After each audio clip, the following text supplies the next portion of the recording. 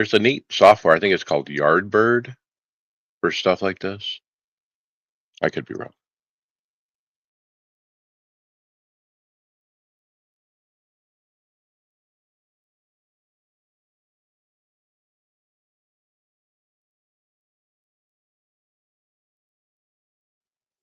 All right. Three, two, welcome to the iRacers Lounge. I'm your host, Mike Ellis. iRacers Lounge is a podcast for the iRacer where we talk all things iRacing in a casual setting. Joining me are the usual characters, David Hall, Yo, yo. Greg Hectus. My room just got a lot brighter. Welcome back, Bobby Jonas. Did you How's it take your going? hat off? Sorry, Bobby. Welcome. Brad Wren, Hey, it's Daytona 24 week. Donnie Spiker, Afternoon, fellas. and special guest William Westbrook. Hello, everybody.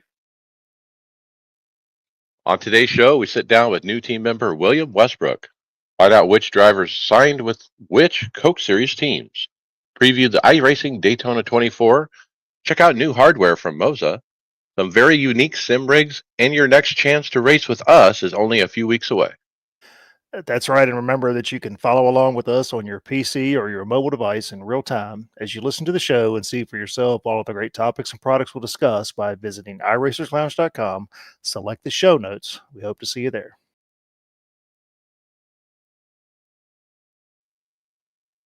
William Westbrook, thanks for joining us. Let's get to know you a little bit.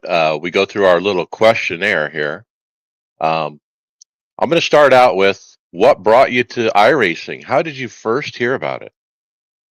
Yeah, so I've always been a racing fan, starting pretty much back in NASCAR Racing 2003. That was the first thing that kind of got me into it.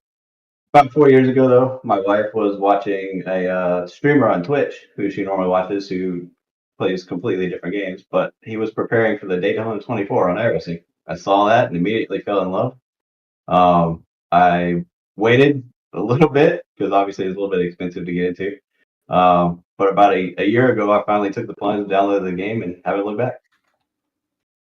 All right, 1 year. Now, I did pull up your stats to take a peek at what you run and that kind of thing. So let's take a look at that.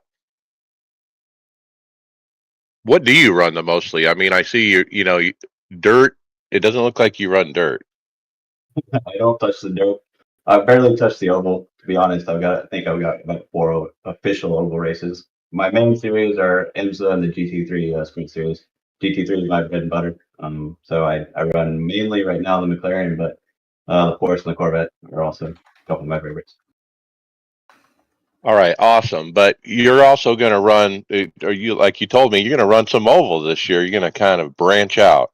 Yeah, well, since I came on with you guys, obviously, I'm gonna get into some oval stuff, especially the special events with you guys. Gonna get my class up to where I can hop into those, and I know you guys like to put on some fun community races, so I'll be all in those as well.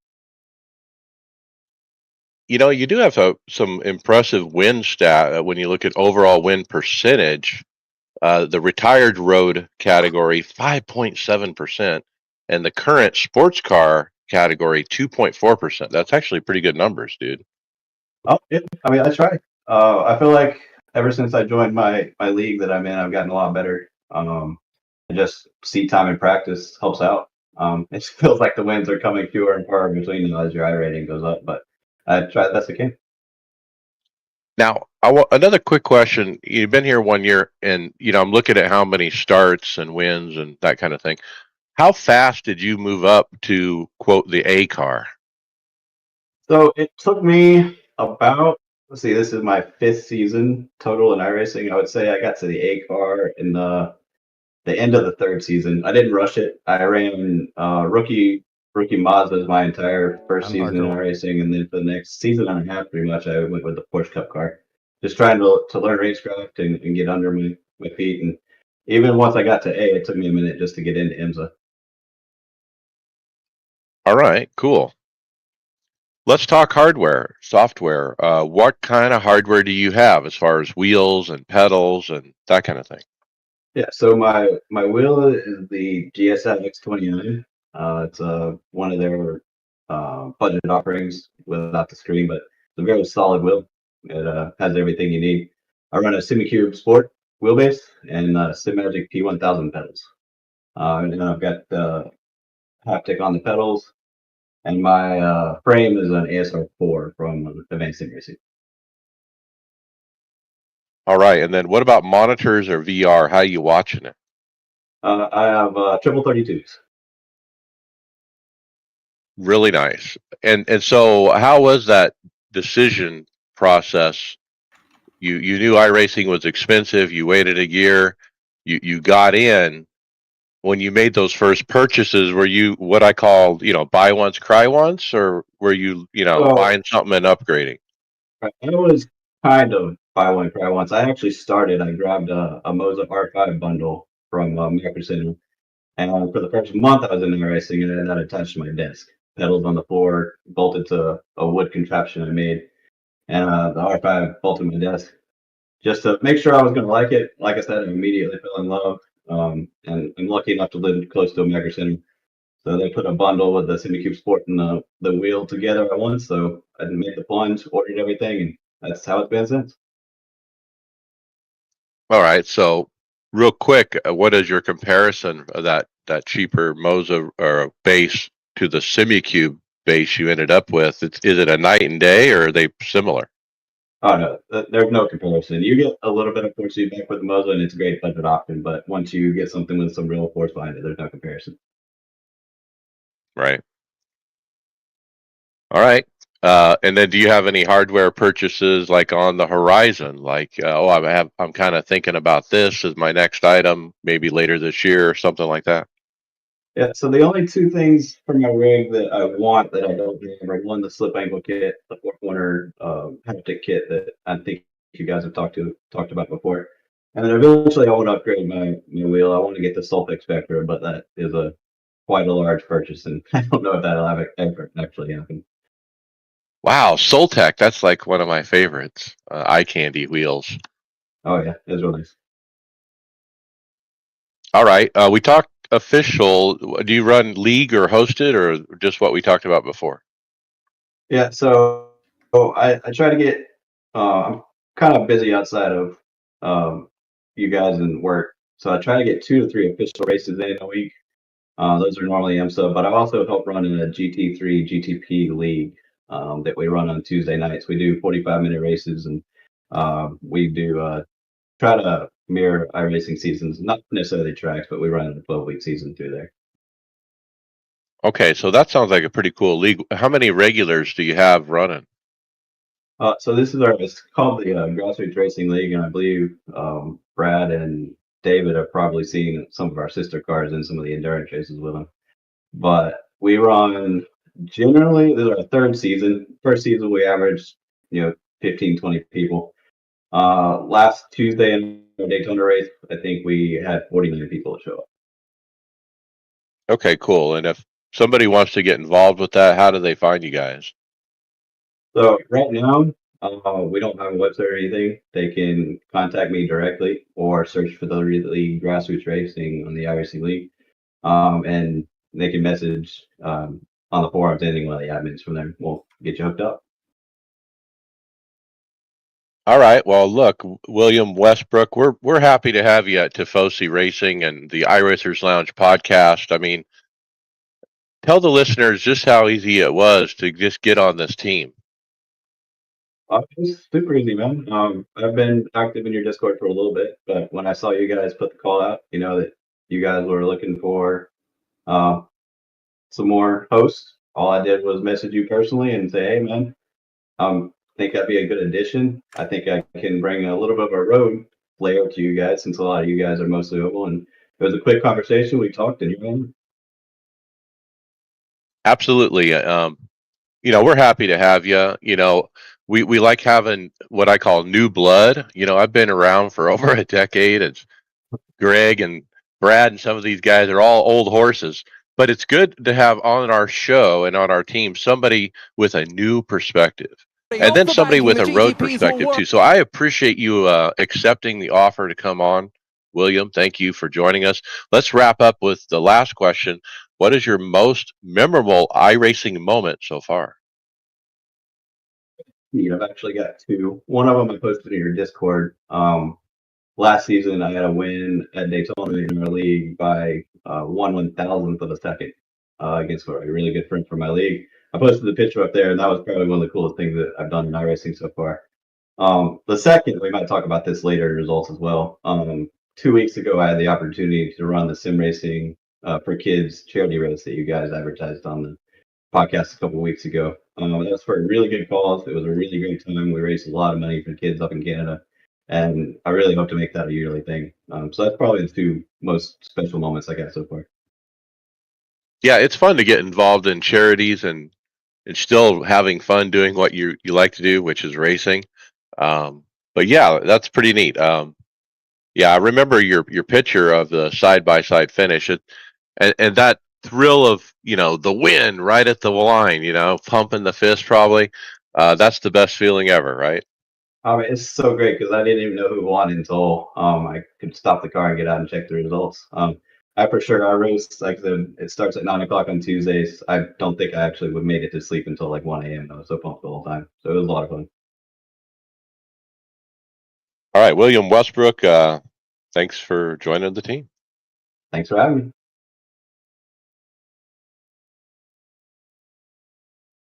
All right, we're going to open up topics with a little bit of Spanish first. Necesitamos ayudar este hombre. And I hope I said that right.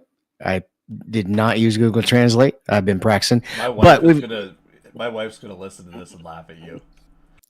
Well, I know it'll sound horribly American, but I think I got the grammar right. But this guy does need everybody's help. His name is Ricardo, and he won the Skip Barber Challenge, but he lives in South America, and it's expensive to fly up here. So tell us a little bit more, Mike. Yeah, we saw this on one of the iRacing Facebook groups where he basically put up a screenshot of the email from Ben Rothman at the Skip Barber Racing School, whose title is Revenue Operations. He sent an email saying, "Hey, congratulations, you clinched the division win in the Skip Barber iRacing series. Your skills stood out, earning you a one-day racing school in our Skip Barber Formula 4 race cars. To claim your prize, Chris Kretzmer will be your point of contact. He'll guide you through scheduling your day at the track. Well done. We look forward to meeting you in person at Skip Barber Racing School." So he posted it and basically said, I can't do it. He's from Lima, Peru, I believe, if that's right. But the comments, of course, on Facebook, everyone is trying to, how can we help? How can we get you to the U.S. so you can take advantage of this prize? People suggested, let's do a GoFundMe. Let's do something like that. I actually piped up and said, hey, come on the show, dude, and I'll interview you and bring attention to this, and we can try to figure out how you can get into the U.S. for this prize. Is there anything in any print that he knew he was going to have to do this, or he was going to have to find his way there? Oh, I'm sure, but probably didn't have any intention of winning it. I mean, it's just... but this is an official series. I mean, people run it and might not even know about the contest. True. I mean, the school's in the U.S., so... Is the financials the only barrier, or does he face other barriers to be able to get over here and run a series? It's not clear. I mean, he just says, sorry, I'm speechless, but can't take the prize.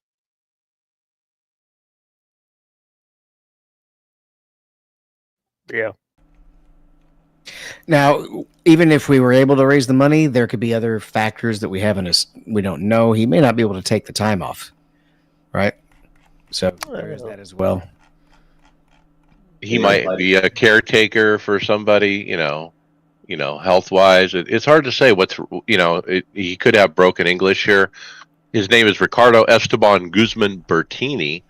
And I was hoping that somebody with some money might hear this and offer to pave this guy's way, Well, if it needs maybe somebody like Steve Myers from iRacing, If he needs a translator, I'm in. Oh God. Mike, what you said there, but at the beginning, it's kind of actually makes sense. I just read someone else who goes, even if you need to schedule a year in a year out, they'll work with you. He's like, I didn't even know you could win stuff like this on here. So does second place get it, or is iRacing they got the win here? Or Skip I'm Barber? not sure. Yeah, do they get to just not have somebody? I guess there's a guy in the comments, Colby Araki. He actually tagged Tyler Hudson and Dale Earnhardt Jr. on the post, saying there must be something iRacing can do to help him out. Come on, it's for a good cause. Yeah, I'd be super surprised if we don't get an actual comment from iRacing about this pretty soon. I think the hardest thing is that because it's on Facebook too, to try and get some traction for it. Yeah, if he posted it in the forums, he'd get a lot more traction. Yeah, even that, or like, yeah, it's tough. Facebook's always tough nowadays to get traction. Well, I've offered. Let's see if he reaches out. He hasn't so far, but a lot of people have offered in the chat to do something. Like, if he gets $1 from everybody in that Facebook group, there would be enough money for him to go. And so I hope somebody organizes something to help this poor guy, and because it's pretty cool to be divisional winner in that series and to win such a cool prize.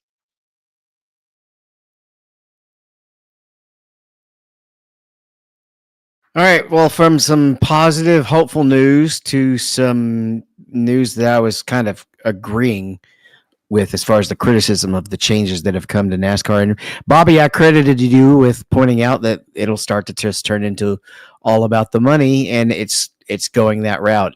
And Michael Guest has a complaint about that.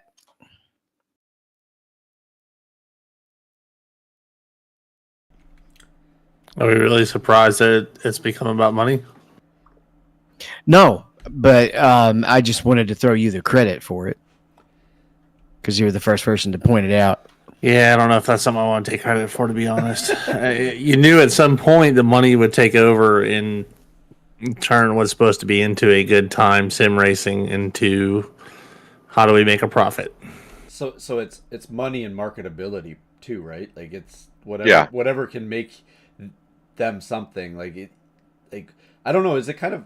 I don't want to. I'm not saying anything bad about these people that didn't get the thing. Don't take this wrong, but is it a bad reflection of their character that they didn't get a contract too? Like, would it kind of doesn't look good that way either, would it? Well, it doesn't mean they're a bad person. It's just that somebody else had a better connection or connection, yeah, or was lucky to have the sponsor, right, or So bring the money in. I'm going to read the tweet here from Michael Guest of what you guys are talking about. He says this, quote, I think it's bad to have drivers grind all year in an already difficult system to then be told they don't want you anyway. In my honest opinion, this free agency needs to change to what it was or get rid of the Road to Pro, at least the year-long format. Don't waste drivers' time for a full year. And he's referring to that I think it's 9 drivers are going to be left sitting out basically at the end of this because they have 49 drivers eligible for 40 spots. Well, I've also heard in the remarks on some of these threads, somebody saying at least one person is actually paid for his seat. Like the driver is paying for it. my question is, Mike, they came up with this form. Like, it's obviously evolved to this format, but it originally was the top, I want to say top 45 drivers or 50 drivers in iRating is how they used to do this series, an oval iRating.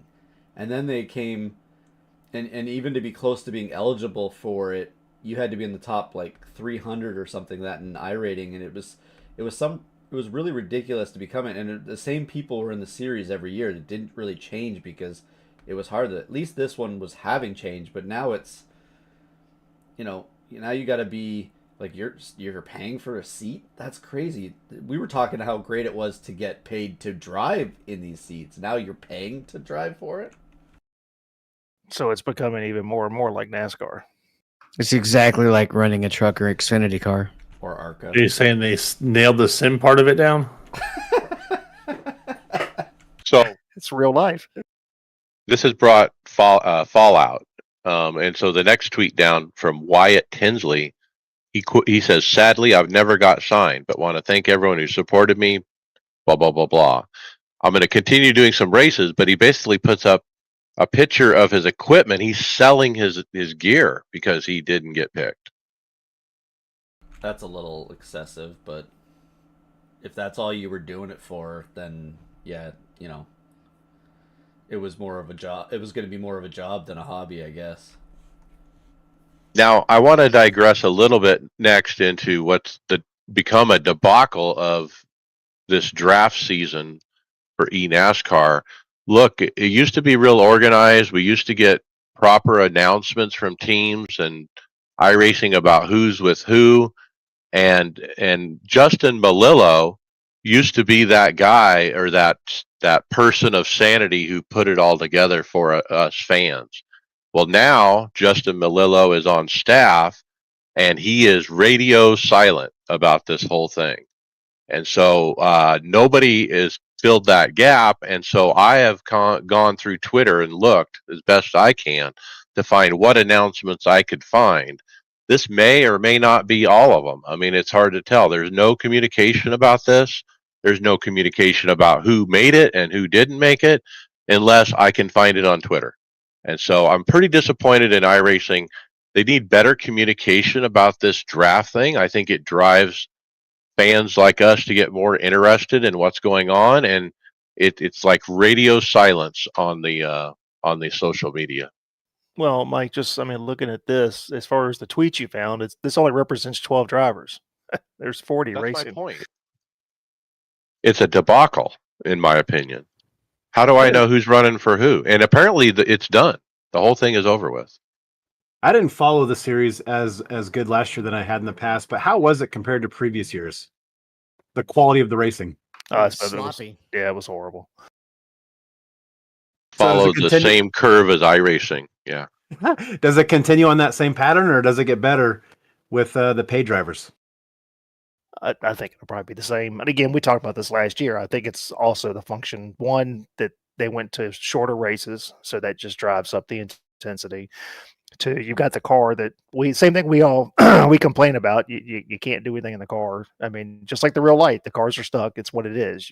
You're basically running a fixed series, and I think that adds to it too. But I think there was lots of complaints throughout the year about the racecraft not being there, and unfortunately, it was in all truth and reality. I mean, some of the races I watch, it's the same suspects every week. Well, I think iRacing is trying to have it both ways with the draft and have the cup teams involved where they sign people.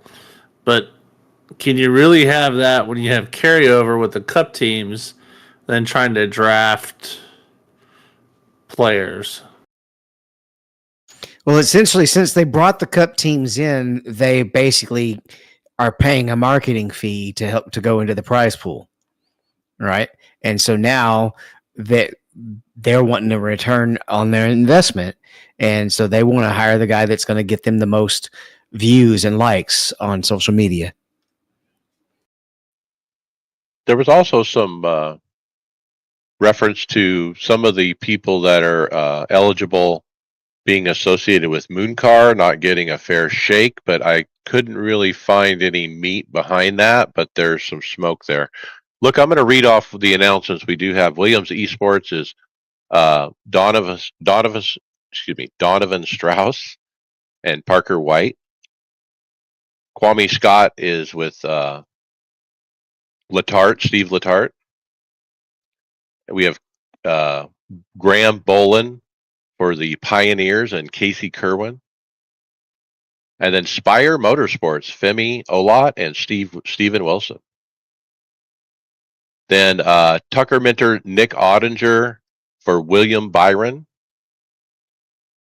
And then a Vegas Inferno, apparently a new team, Malik Ray and Michael Guest. That's it. I wonder if that lawnmower is going to get scanned, or is that no? That's not a lawnmower. Is that a golf cart or just a little toy? A little toy Jeep, it looks like. At first glance, I saw a lawnmower. All right. Well, we already beat the money is taken away from it. So let's move on to the next topic. The racing, we were talking about the sloppy racing. Was the racing so sloppy that you ended up with a car sitting up in the bridge? Yeah, we had a tweet from Brendan on X. This is Brendan Hyperstar. It says Indy Fixed is canceled the rest of the week. Pack it up and go home. And it's got a screenshot of this is Dover, which would be going into turn 3 with an Indy car that is up in the. I guess there used to be a crossover, and now they have seats up there. Spectator section now, with an Indy car kind of just stuck right there in the middle of it. So.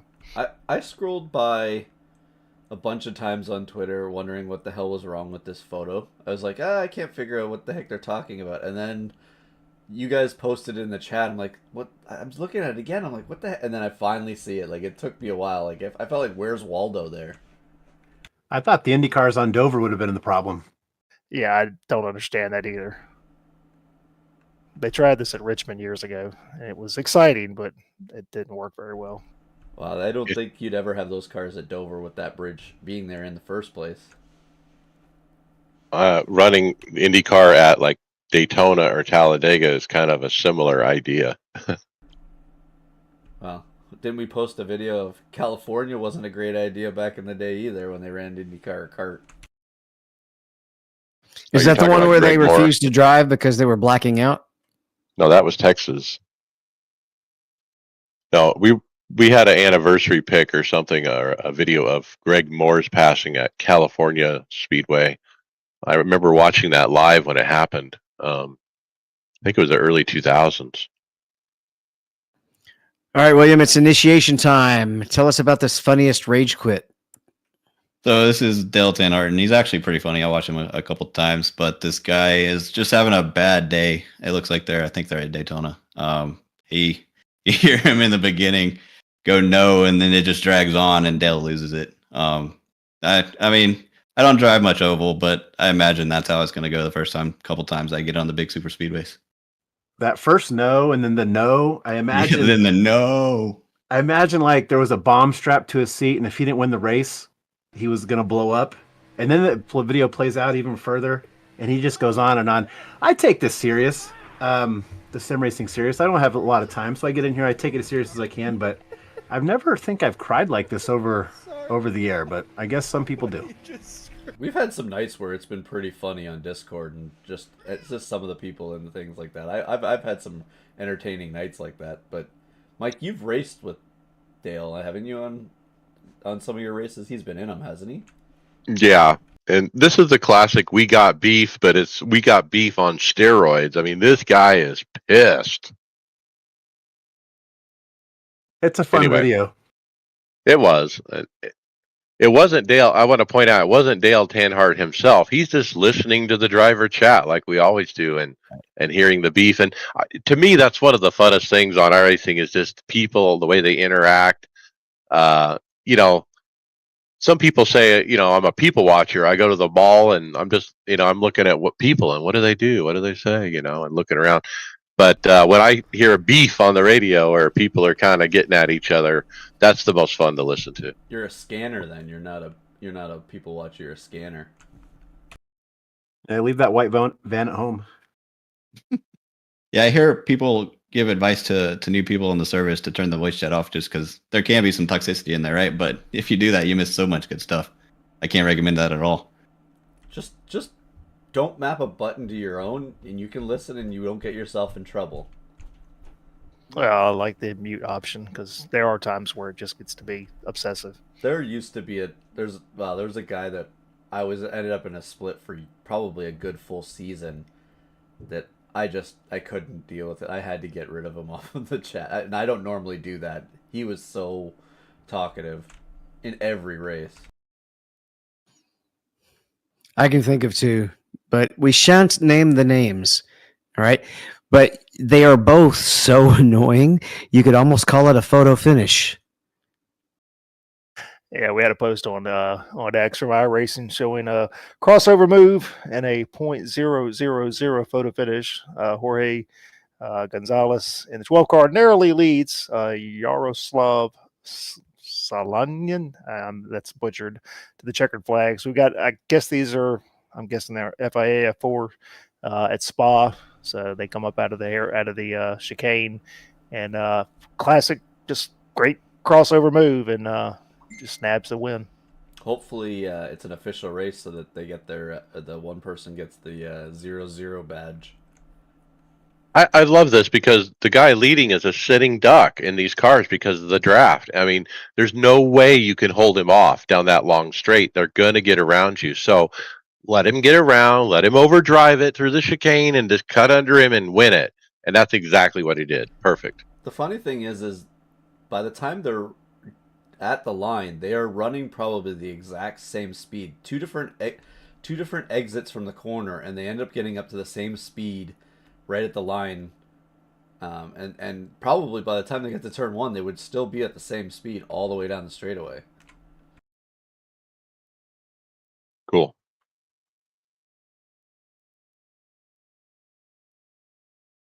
All right. Do we want to read all the contests and have our usual trading paints discussion, or we just want to say, "Hey, the contests are out, so put your paints on"? Yeah, but do you have to put your paints on? You got to put your pants on, but I don't know if you have to put your paints on. I don't want to get arrested. I said I forget. There was a listener in our Discord who gave a spirited response on Angela's behalf of how iRacing does police that you're running the right paint. And so after reading that, maybe he's onto something. What was the response? I didn't see it. Software. Basically, they run the software. Yeah. They know what file structure you have on the PC. They can see when the file was last edited. That kind of thing. So to answer your original question, David, about this post, I guess not. I don't know. I do think the contests are getting a little bit better. I mean, from just winning hardware. I mean, here we've got you can win a track day with Scott Mansell in the BMW M2 at Donington Park. But you got to make sure you're able to get to it to have the day with them. So do they list these contests anywhere actually in the UI, or is it just on the forums? It's not in the UI, no. That seems like a missed opportunity, to be honest. You've listened long enough to know how many things are not in the UI, right? I have for sure. But yeah, surprised. That's a dirty word on the podcast. You can't say UI. I think he did that on purpose. Yeah, just maybe. Yeah, I mean, there's a lot of the normal, sim magic and so forth, and so yeah, get involved if you want to win something. You have to go to this page. You got to figure out all these sponsors. You got to go into the paint shop and apply them. And I guess you don't run trading paints. I hope for the best. Hey, Brad, we're friends now. All right. That was a personal shot. Sounds kind of dangerous. But is it as dangerous as this rookie car? I don't think so. I mean, I've gotten a couple wins in this car. We're talking about the BMW M2. It's a rookie car at Lime Rock this week, but Charlie Bollinger, he put up in the forums, this is probably the most dangerous rookie car in the service, yeah? And, he appreciates the good content, but blown away at how challenging it is to handle, especially in fixed where you're stuck with the overbearing DCS stuck fully on. What do you guys think about this car? I've only driven it and hosted so far. I haven't done any official races with it, but I didn't think it was that much harder to drive than the Mazda or the Toyota. It's certainly harder, but it didn't seem that bad to me. How are they using the word dangerous? I think it just means hard to drive. But is he I took it as hard to is he drive. saying it's dangerous just to like drive, or is it dangerous to your I rating? I think he's just saying the car is too difficult to be a rookie car. I think that's the way he's coming across. Did anybody ever run that SEC Ford? That's a dangerous car to try and back in the day when you had to 2-foot it to run that one. The spec racer?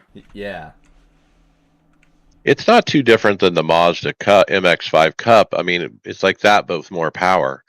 But I don't know if I have the same opinion of the car. I can't figure out how to do donuts in the car. I win the damn race. It doesn't go in circles. That's because the stability controls on, Mike. You can turn that off. Actually, I tried to. I was at I found the button and the in-car adjustments. I clicked it to off and it clicked it back on. It was like it wouldn't let me turn it off. It was weird. If it's a fixed set, can you turn it off? That's why I'm thinking. From what he's saying, it says it's overbearing DCS, which is or DSC, which is the driver stability control. I'm guessing it's stuck on the fix. Yeah, I think that it wouldn't let me turn it off. Basically, I was trying to turn it off so I could do the donuts after winning, but it wouldn't let me. You think that'd be a good thing though to have the stability control on if it's in a fixed series? Yeah, I Kinda mean, when the car was released, I turned some laps. I thought the car was quite enjoyable. I have not run any races, but it, as far as BMWs go, it's a lot better than the GT4 version. Probably the I'm having GT3 fun version. with it. Yeah, I'm going to keep running it. I like the short races, and I'm usually semi-competitive in this car, so I've kind of stopped running F4. I don't know if anyone's noticed, but yeah, that's what I've replaced it with. All right, I'll pick this next one up, but we can probably all talk about this because I know one of our teammates has discovered this and suggested everybody try running this line. There's a new racing line that the prototypes are taking in turn 1 at Daytona, and you're basically driving almost all the way up to the orange cone and then cutting a hard left and making the exit of turn 1 a lot longer and straighter. I have not been able to make this work myself so much, though I'm kind of hybridizing it and I'm going out wider than I used to and getting a faster exit. But this post from Brian Zinn is asking if anything can be done about it because it's not realistic because there would normally be marbles out there. And it's also creating a larger chance of accidents because a lot of people, when they see the guy go out wide, they think he's letting them by, and then he's coming down right back across their nose. But wait, we have realistic marbles now, so it should behave like real life and marble up, and nobody will go there, right? Well, it's only going to marble up if there's nobody going out there. But if there's cars out there, they're going to be clearing it off every time. Well, I said if there's constant traffic there, it'll be a race line. Yeah, and that means it'll build up rubber too. Like you want to be out there anyways when it's raining. You want to be off that rubber line anyways. But I don't know how far. I've yet to see some of these videos of how far it actually goes out, Dave. Maybe you'll have to show me how far they go out. But Well, Gran has As far as you has a can go post before in the you team have chat. to turn. okay, Yeah. whatever the problem with iRacing is, whatever is going to make the car faster. It may not be realistic. That's just how it's. That's where you're going to find the grip. It's just codes, ones and zeros, and whatever time one of those ones and zeros lines up and makes the car faster. It's how it ends up being. Yeah, but the frustrating part is you got guys that are going literally 30 or 40 feet off the racing line, and it's not an issue. I drop a wheel 6 inches off coming through Le Mans, and I get an off track. That's what frustrates me. And from a GT3 aspect, I'm finding myself having to really take a much tighter entry into one that I really want to because I don't know what the moron that's out there 50 feet away is going to do once he decides to come back. Yeah, it's really creating a pinch point in turn 1 in multi-class for sure. And I mean, but do we think this fixes itself when we get the updated tire model that they're targeting for season 3? No. Well, that's a long ways away. A simpler fix this guy has suggested very well. Move the orange cones up and make that an actual 1X. Yeah. So it's probably a little late to fix I was it. gonna say it's a little. I don't think they get that done. Being it's in 2 days, but I practiced this. I saw people doing it in my practices, so I started doing it, and I could hit the line maybe 1 out of 5 times. But boy, when you hit it, it's fast because there's no way, because you're basically cutting out the apex. You're just going straight through that corner, the next one after you dive down. So I decided I'm not doing it because I can't pull it off on a consistent basis. Hold on. Did you say you practiced it? Yeah, believe it or not. I think he's been on the track more than you have, Greg. Yeah, well. Ow. Of any of the tracks, I wouldn't be worried about Daytona for me, especially the 24. Is the road king. Mike is? Yeah, Mike is, definitely. So I don't think it's a bad idea though to make that an off track. It's considering how so many other courses just getting a little off is an off track, and here, like Brad said, you're going 50 feet off. Well, it's also But don't do it this week.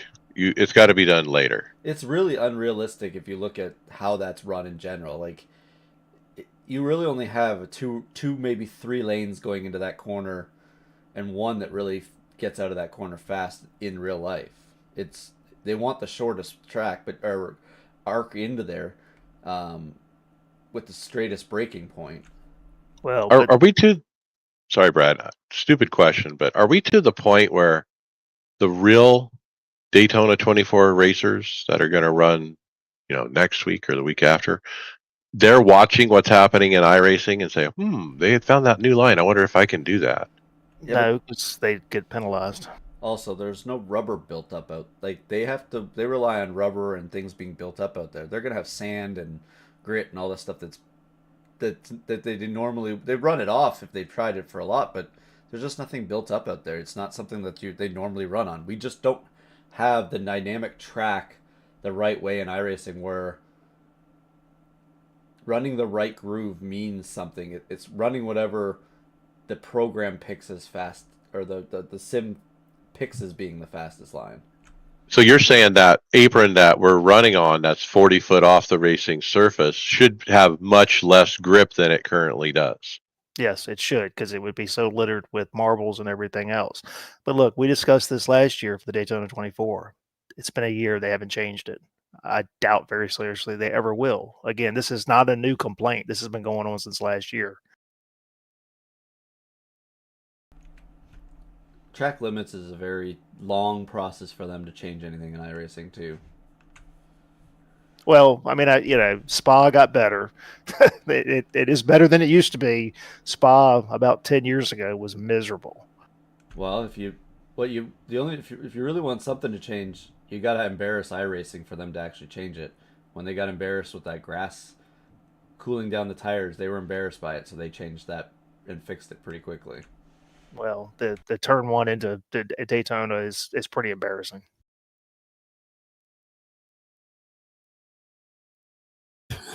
Well, what might be less embarrassing, because I know we've all experienced it at some point, is getting a little burned out. So this next video, Donnie is talking about how to avoid burnout in sim racing. Yeah, Dan DiMaggio has posted a video with the headline on the thumbnail is "I'm done with sim racing," so that'd make you think he's done with sim racing. But basically talks about taking a break, get outside, avoid running the same races over and over, which I think is hard to do. But you'll see some guys in your series who have over like 100 starts, and we're only on like week 4, but it's possible, I guess, for some people. And include other fun games like Simcades versus simulations. What is a Simcade? Like Forza, stuff like that. That's what Justin tried. What? Mario Kart. No, just play Justin- other games. Just have something different. It doesn't have to be a Simcade. It could be anything. I've just put on there what he suggested. That's all. He's still thinking about Sims even when he's not trying to think about Sims. That's why he's burning himself out. I mean, some people drive sim tractors. Sim truck. Yes. So Justin Pearson, I think he tried the new Evo game. Set of That's course. it's not a Corsa. He said it didn't have oval, so he's back on iRacing. It's not gonna have ovals. All right, look, this guy is on the right track. I like the idea. He says basically, get outside and move around as much as you race. You should be on your feet as much as you're sitting in that chair. That's a great idea. Sounds like my mother when I was a teenager. Get outside. Do something productive with your life. Back in my day, we just had to be home before the city lights came on. That's actually true. And then avoid running the same races over and over. iRacing has got these set up where the races I've been running in F4 and in the BMW M2, you can literally go back to back. You get done with a race, you exit, the next one starts in 2 minutes, you know. So I purposely don't jump into the very next race. I stop the stream, I get out of the chair, I go do whatever I do in my house, you know, my other stuff, and then I come back to it. So when I usually race, I skip every hour. Do you guys ever go over that four threshold, fourth race? I don't. Usually not. No, not for points. no. I do often in IMSA, especially on days I'm not working. If we're at Daytona, probably. Yeah, if it's at a track I really like, then maybe, but generally not. I don't really have the time to make it that far, to be honest. But it's a good point. If you're going to be in sim racing long term, and you know it, you got to manage not overdoing it because it will burn you out.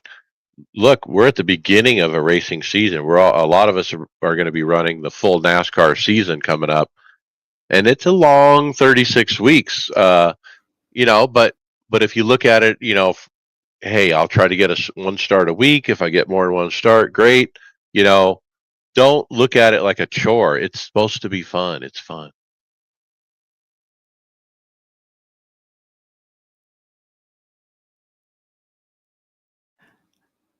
All right. So what's this next one, Mike? IMSA Esports finally at Daytona.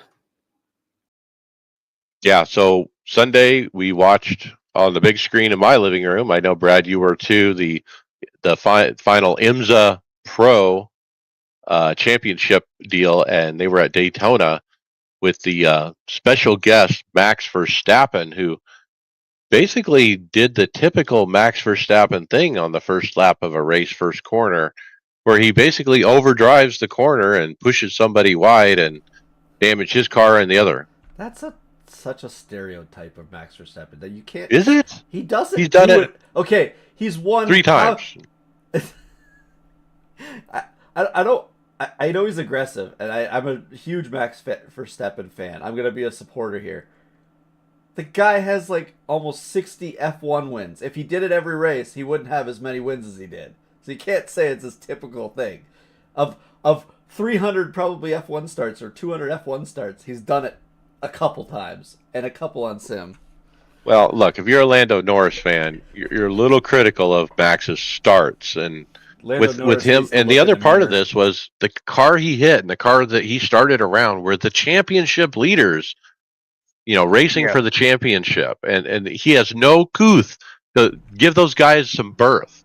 Well, that's the issue. I mean, he's basically running a redline car, and he takes out Williams, you know, who's got the championship lead coming in. But is it Max's fault for giving away to them, or is it the promoter's fault for trying to use Max to bring him into this race? Look, it's what it is. I mean, he just went in too hard. I mean, I watched the race; it was interesting, but again, he just went in too hard. He paid the penalty. Where did they finish in the race? I think 13th.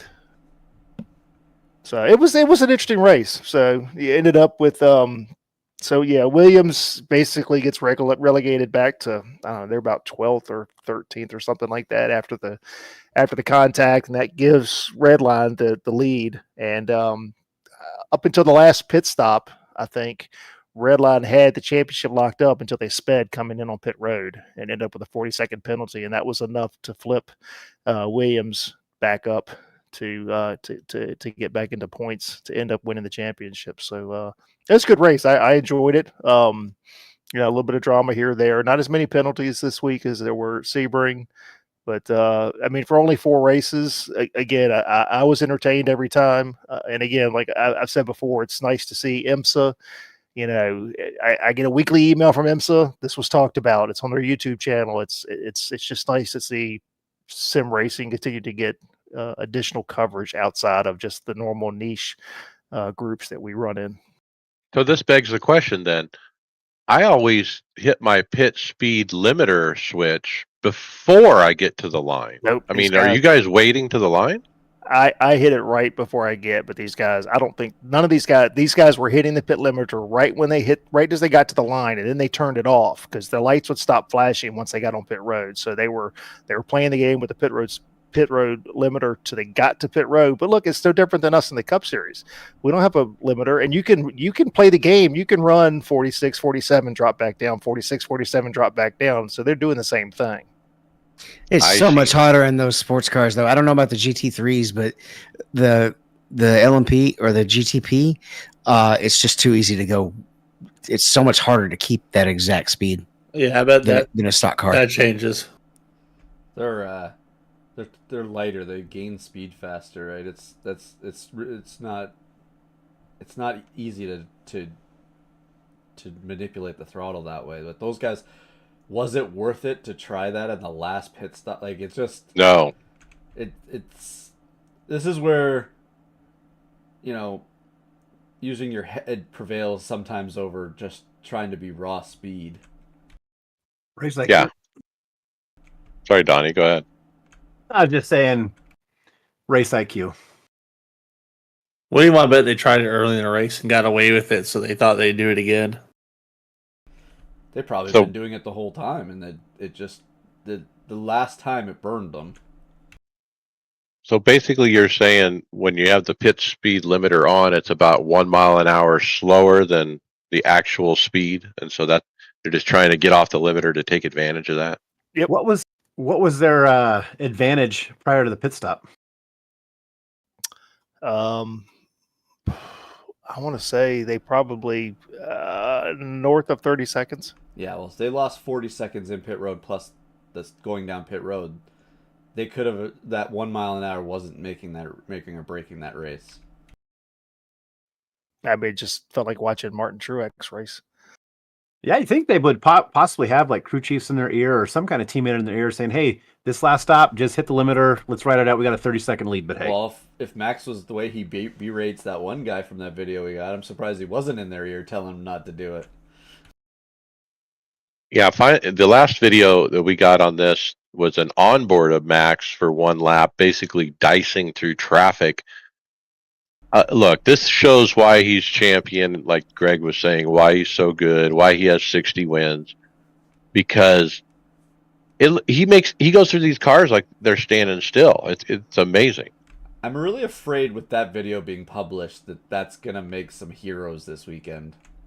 Yeah, as a GT3 driver, that video terrifies me as someone who's not going to run in a 9,000 strength of field split. That's right. Yeah, but if you take the 0 away, we're just as competitive. 900, you should be good. You'll be fine. Yeah, we can all make that move, right?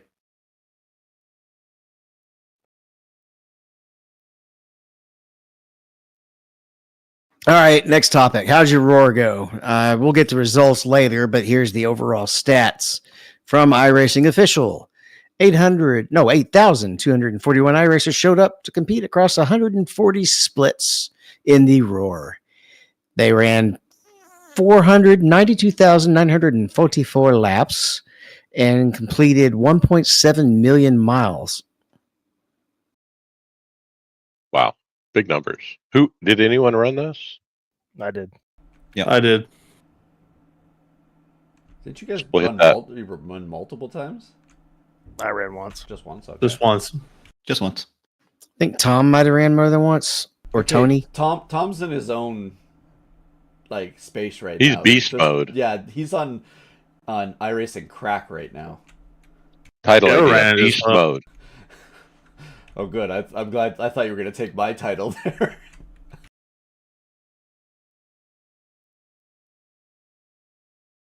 I didn't run it because I wanted to focus on the majors race.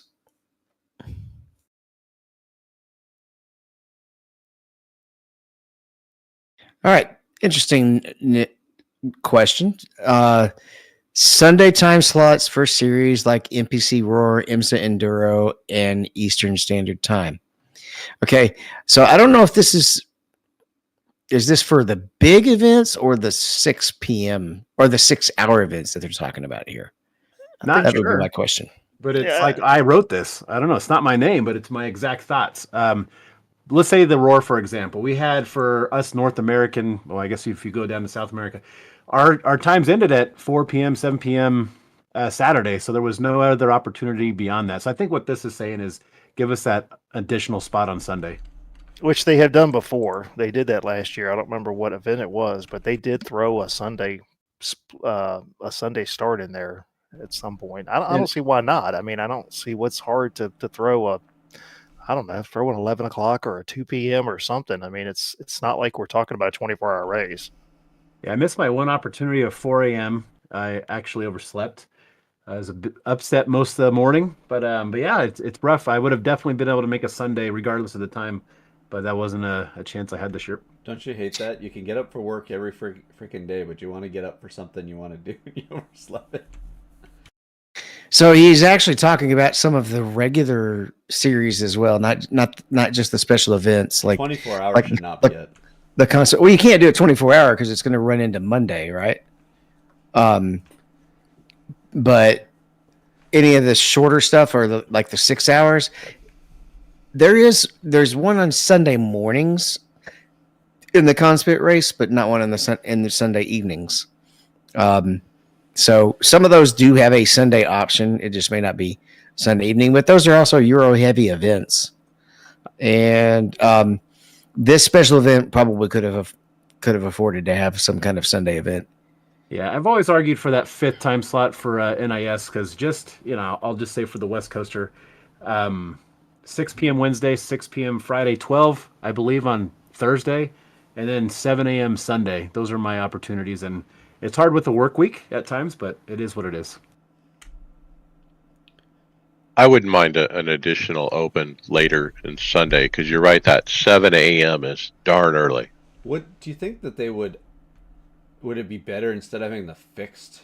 It'd be better like with people coming in after watching the actual cup race on a Sunday, having it at the open one on the 9 o'clock or like a 7 or to 9 on a Sunday night. Who knows? It's I don't think they'll change it because it's been consistent for so many years. Why change it?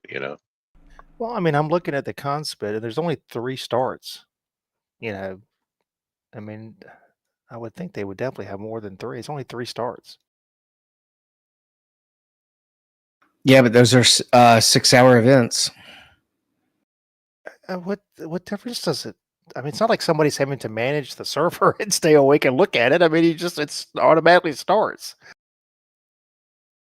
Yeah, I don't know. Maybe at some of the less popular tracks, they might be worried about numbers, but other than that, I can't see a reason not to add it. If it populates, why not? That's Right. If it doesn't populate, All right. Well, we've got a video feature, William. A promo for the special events. Oh, sorry, I just clicked it and started playing. Yeah, so it just kind of does a preview of all the special events we got coming up. It starts with the dirt sprint cars and it goes through the year. As someone who did not do a lot of special events last year, it was certainly exciting to see. And I'm going to try to hit as many as I can this year because, I mean, you can't help but just get excited for it when you watch some iRacing production like this. It's going to be really fun. Well, that's good. There's a bunch of us on the team that are always looking for people to run. This is like another edition, a bonus edition. Like, we love having those posters that they put out. Having a video that promotes these is even better too. Like, it would be nice if they, I don't know, do one each for each event, like beforehand, have like a single one out for each, just kind of get people hyped for it. Well, I would think they'd be able to do it. I mean, most of the top splits are broadcast, even if you grab footage from the previous year. I mean, look, when you tune into the Daytona 24 to 2 weeks, what are you going to do? You're going to see highlights from last year or the year before, stuff like that. So, I mean, I think that'd be pretty easy since they are broadcasting almost all the top splits of this stuff now. I think the video really showcases all the different racing genres that iRacing encompasses. I mean, it's amazing the diversity of racing that we have. It's all the different cars, tracks, different types of racing. It's incredible. Well, the next question is, do you think we're going to get Bowman Gray this year? Well, they're scanning it. Apparently, this was today in Facebook from Tony White. He said, stop by to check on the progress and discuss the best methods for ice removal so that the track can be scanned for Goodyear today. Oh, not iRacing, he says. It's got to be scanned for the video game, you think, right? At some point too. Well, remember, iRacing has no problem outsourcing their scanning as well, so they could just buy the data. I'm a little surprised it's not done already. Yeah, me too. Is it maybe just because they have to do the walls and like they were just waiting on everything to be finished for it before they did it? Right. You got the soft walls Possibility. were only recently put in December, I think it was. Can you really scan ice? Like if that's the case, we're getting snow and iRacing then. So, what is Goodyear doing scanning a track? I mean, what is their purpose? All of the Simulators. Sim. They simulate a lot of the tire choices as well. What? Don't they just put the hardest tire they possibly can come up with on the track? No, the teams, all of the manufacturers have sims. Goodyear goes and scans. The track. The teams then play with their own tire models to some degree. But Could iRacing buy the scans from Goodyear? Could they utilize their scans? I think that's what I think David was saying that. Now, how hard is it to get ice off asphalt? You could blowtorch it. if you want to come to my house, I've got still about 2 inches. It's been sitting here since last Sunday. Bobby even. Just seems like a goofy question. Like it just seems. The irony of this coming from a guy that lives in California. Just think about it. Well, they're actually He's never seen ice.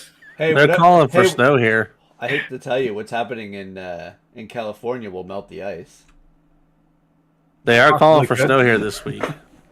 Oh, great! Yeah, and I'm driving through all of that to go down there too. Yep. Oh, I'm sure they're prepared in Florida. They got lots of salt trucks, right? I just wondered, has the 24 ever been snowed out? Just run the outside line. There's nothing out there. They only have snow on the track part, right? Yeah, that's it. Can they put chains on the tires on all the sports cars? For safety reasons of one driver getting out and beating another with them, no.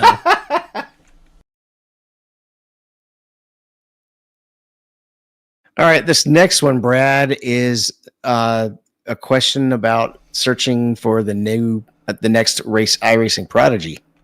Yeah, so we had a Instagram post from Racing Prodigy. So starting January 21st will be the Prodigy Racing League. This is going to be run this time with the BMW M2 Cup.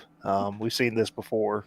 So Prodigy, will run the series, qualify in with time trials, and then they'll end up doing a select number of races. So we've seen this with MX-5s. I think we've seen it with some other cars too for being able to compete. They usually will grab, I guess, probably 4 or 5 people afterwards and give them an opportunity to win a scholarship.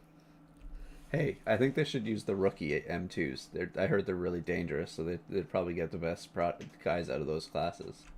Yeah, that's what it says. BMW M2. I got the next one. This one we've been kind of wondering about. The North American Sim Expo 2025, which was supposed to be in Austin mid-March. Finally, we get a press release from the Sim Racing Expo company out of Germany. I'm going to read a few quotes from this.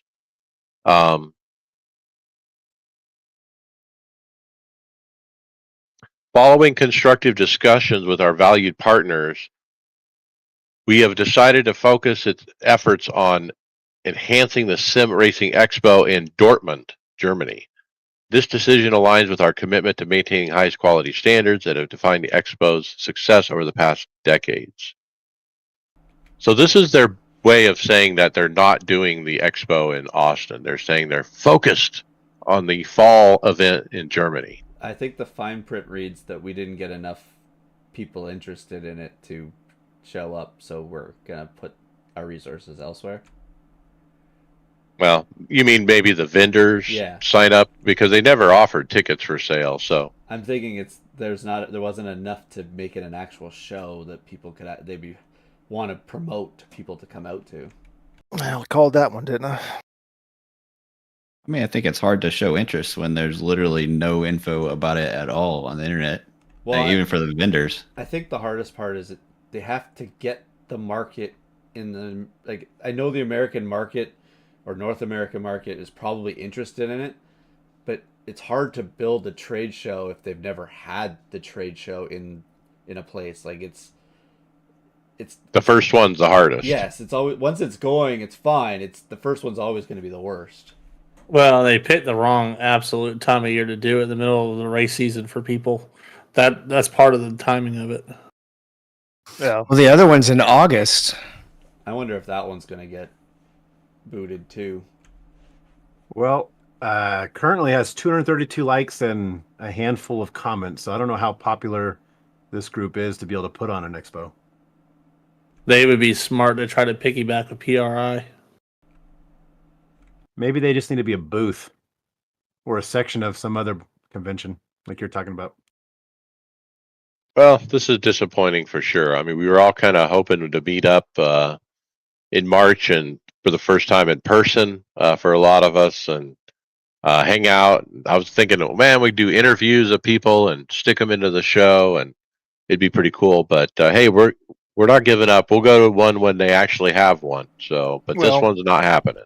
Yeah, I mean, hopefully the one in August in Chicago still happens. Again, that one was being billed more as just a sim expo, not just sim racing.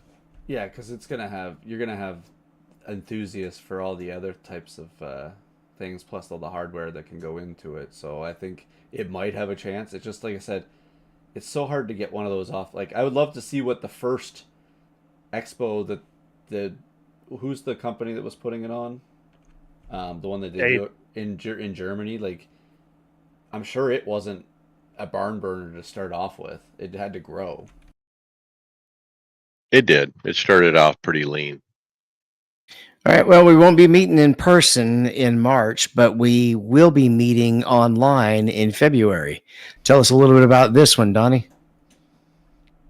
That's right. We got our second annual Clash at Daytona coming up on February 8th. Practice will be at 8:15. The race will start at 9. It's going to be 20 laps, fixed set. It's going to be the next gen car. Obviously, Daytona, caution laps won't count. And the most important part, no quick fixes. And the restrictor or the plate track king, me, who won it last year, is going to be trying to Excuse defend me? his title. Was this you or me that? It was me that won it last year. Yeah, you're welcome for the push, by the way. All right. I think Tony would say something about what else I did in that race to him. Look, this is a Saturday night, guys. Come out. Let's fill the room with listeners. Let's fill the room. Let's have 40 people in the room. And let's have a good race. This is a good practice for the Daytona 500, and everyone needs some reps. So come on out and join us. There is a Google Docs link to sign up for the race. We kind of, give us an RSVP. You can get that Google Doc link on any of our social medias or on the show notes. All right. I remember a week or two ago, we were talking about possible that somebody asking if there should be a year-long sports car series. But that hasn't happened. But we do have a year-long super late model and 410 sprint car being added, it looks like. Whoa, 39 weeks of racing. January through November. It's a true NIS style dirt schedule, basically. So if you're into dirt, this might be fun. I like it. I'm not into dirt, but this looks exciting for the people that are. So get more of these going. There needs to be more NIS style series, in my opinion. Why is that, Donnie? Just to get away from those hourly events? I mean, does it mean more when there's only 4 or 5 starts a week Absolutely. versus Oh, the hourly? definitely. I want a full season. Like we have the IndyCar obviously coming up, and then I want IMSA. That would probably encourage me to keep going with the road car. But even like the late models, give me a full season of the cars late model season. That way, you're not focused on every single week trying to get some. You have some gaps in there. Now, another thing they could fix is the B and the C for the NASCAR side, because Yes. NASCAR trucks and the Xfinity run 39 weeks, and it would be a much more enjoyable season if I only had to run 24 truck races. And limit the start times as well. Yeah, I mean, you could do that on the off days. So, I mean, we run NIS, Wednesday, Thursday, Friday, Sunday, whatever. I mean, you could mix it up. Yeah, but when you combine the fixed and the open, there's not really much of an off day. I don't run fixed, so.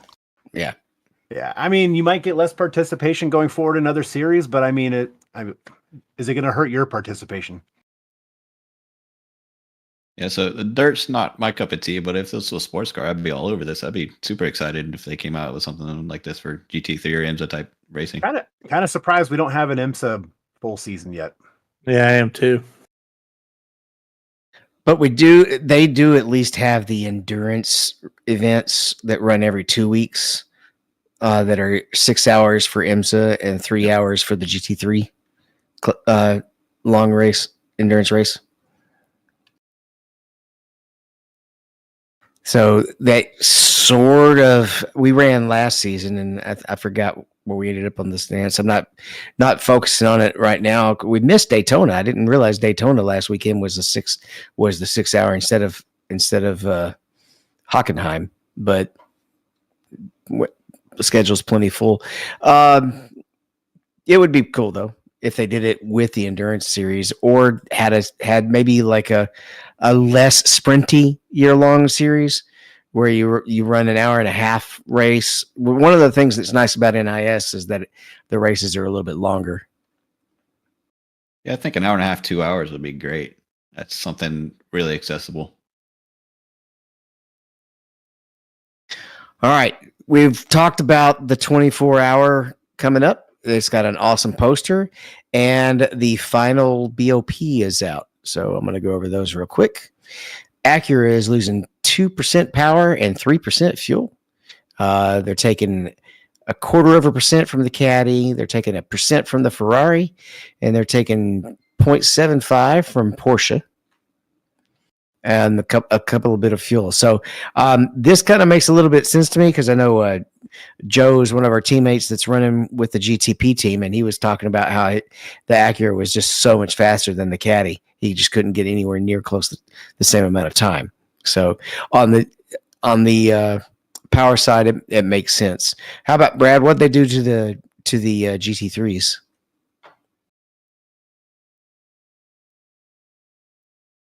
Hang on. GTD, so Acura with a 0.75 reduction in power. Most of the fuel for everybody's either 99 or 98. Audi, same thing, 0.75%. BMW stays flat. The Corvette was reduced by 1.75%, supposedly clearly faster than everybody else. Ferrari, Ford, Mustang, 1.25 for the Mustang. Lamborghini, 1%. McLaren was 0.5%. Mercedes, 1.75%, and then Porsche, 1%. So, needless to say, this was announced and the forums blew up. You'd have thought it was the end of the world. Before we move on, David, I digress back to the Coke series. I found an update on Twitter as we're recording. iRacing just posted a few pictures from Top Golf, where eNASCAR drivers have gathered in Charlotte for Media Day, which is tomorrow. And so the 40 have been picked. They're playing at Top Golf as we speak. We don't know who they are, but yeah, they're getting ready for Media Day. There's your big event you missed.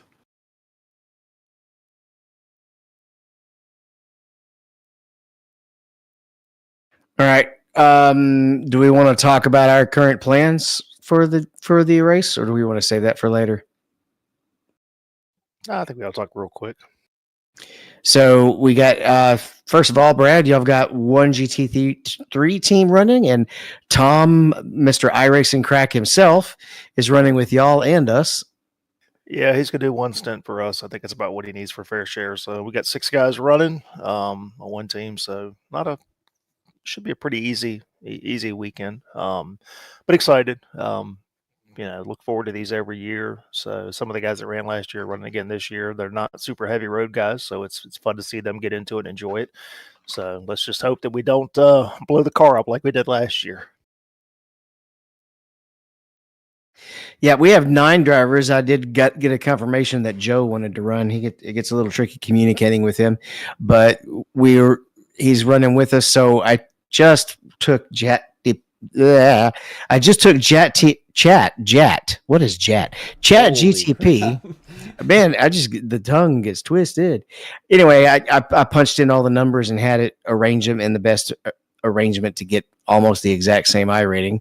So we got a team of 4 and a team of 5 set up, and I'm going to set the schedule a little bit later, and we'll run with them. And we're starting at the 2 a.m. slot so that Tom can run both races. I will. I need to text you and let you know where I have him on the schedule, just to give you a heads up. All right, he's on the team of 5 too, so it'll be easy to work around.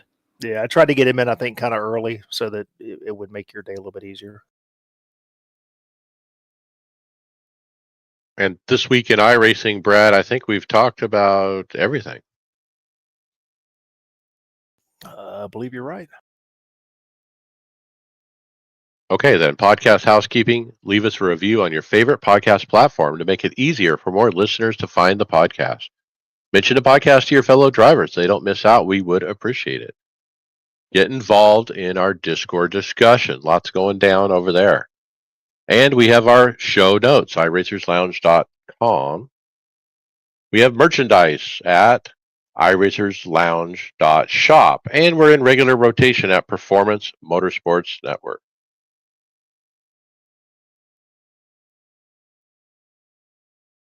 All right, our first video in hardware is featured from Sim Coaches. All right, and it says that a Porsche Cup driver needs a racing simulator. So I guess this is a real life Porsche Cup driver. Is that what we're looking at? Yeah, I think so. But it's a nice build video showing them building the actual cockpit with all the equipment, getting it to the guy's house, installing it, setting it up, going through training with the customer. Nice triple screen, looks like a VPG wheel. Of course, those beautiful shiny pedals. You got to love the monitor mounts, Donnie. I just can't get over how good those look.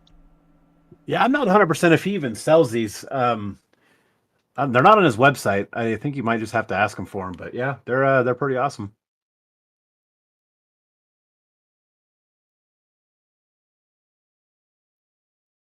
One other thing I liked about the build, he had that big giant DDU. It's a Porsche dash. And we've always wondered, is that thing too big? I don't think it is. Mike, what did you think of the field of view, since you're the field of view king? I think it's okay. I mean, it's pretty darn close. Good angle. He didn't have a DDU on it. Okay, what am I looking at? Oh, I'm looking at the sim. Okay, never mind. He's in a Porsche car on the sim, and I see the display. I just thought that was the DDU.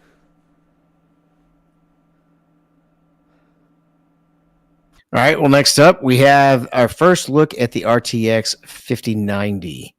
Bobby, you kind of talk graphics. Did you get to watch this one?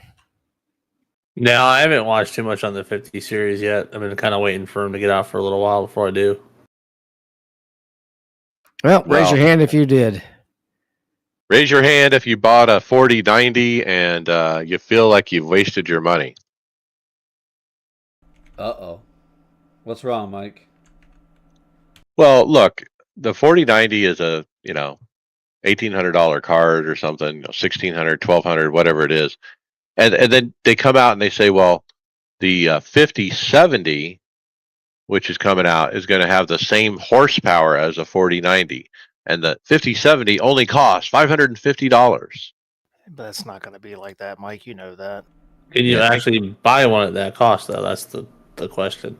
Yeah, that's the first thing. They're always several $100s more expensive when you get from the board partners. One and two, take that with a grain of salt. They always make those claims year over year, and Yeah, with some tech voodoo on the back end.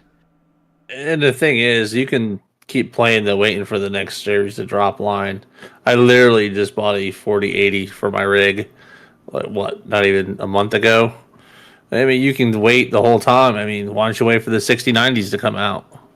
Yeah, that's exactly what I was gonna say, Bobby. Is like you're always gonna be chasing new components for your hardware. You just got to be satisfied with what you do have, and go with it for a while. You can't live in what might have happened. You could buy something today and they come up with a new card tomorrow. It happens, right? I mean, they already came out with the upgraded CPU. Mike, are you chasing that one? It just, you got to leave yourself an upgrade path going forward is the best option. Yeah, I mean, I've always stayed about one generation behind. And luckily, this is iRacing. So the 5090 is going to come in at $2,000. Now, to Brad's point, will it really match up in real life situations? There's a lot of videos and stuff about that, and apparently the way that they're using AI in some way to get this extra performance, and I haven't quite got my head around it, but some people were saying that in real life that may not equal out what they were hoping for in the keynote. Just remember, they're going to show you whatever the best performance they can get out of something is. Whatever they're going, it's not going to be for everything. System wise, with whatever your CPU is running with your GPU and all that stuff. Well, and the one thing for us is to remember that most everything gets benchmarked on a single monitor. And for the bulk of us, we do not run single monitors. That's a very good point. So the other thing that dropped from NVIDIA during their keynote was Project Digits, a $3,000 personal AI supercomputer that's small enough to kind of look like a Mac Mini, but packs 1,000 times the power of your average laptop. It handles AI models with up to 200 billion parameters. And I'm thinking, can we do iRacing on this?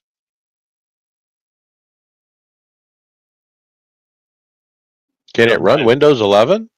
You know? If you don't mind frying things off of it. Can it just help me live my life? Well, look, with the breakthrough from Google a few months ago with the quantum computer, and then you got NVIDIA with stuff like this, I mean, it's really going to open up here soon where I think we're going to have more computing power than the sim can handle. We're getting that much closer to that Joaquin Phoenix movie, Her. We're getting that much closer. Isn't this the same guy that took a GPU out of his oven a few months ago? Yeah. Okay, I'm not worried. Yeah. I don't think worrying about racing iRacing, we have to worry about the hardware being caught up to. iRacing has to get into a different graphics specter to even get close to that. There's just the performance for it's not that high compared to some things that are out there.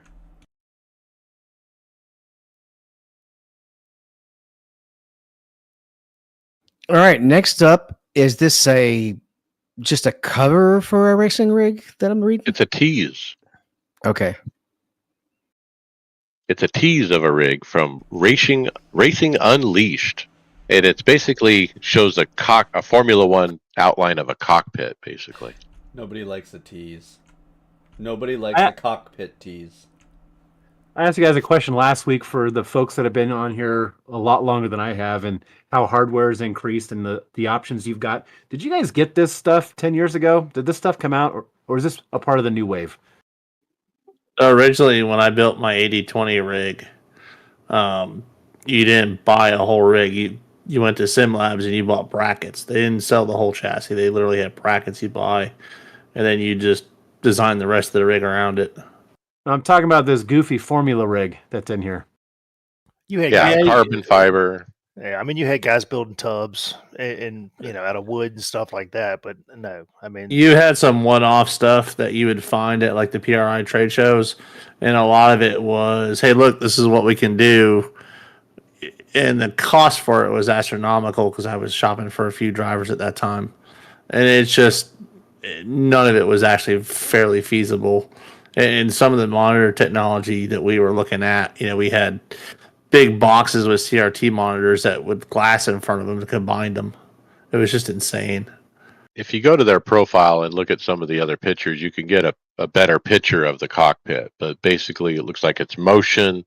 It cuts off behind the guy's seat. There's nothing behind it. But yeah, it's kind of a Formula One, carbon fiber monocoque, cockpit thing. It's a big no for me.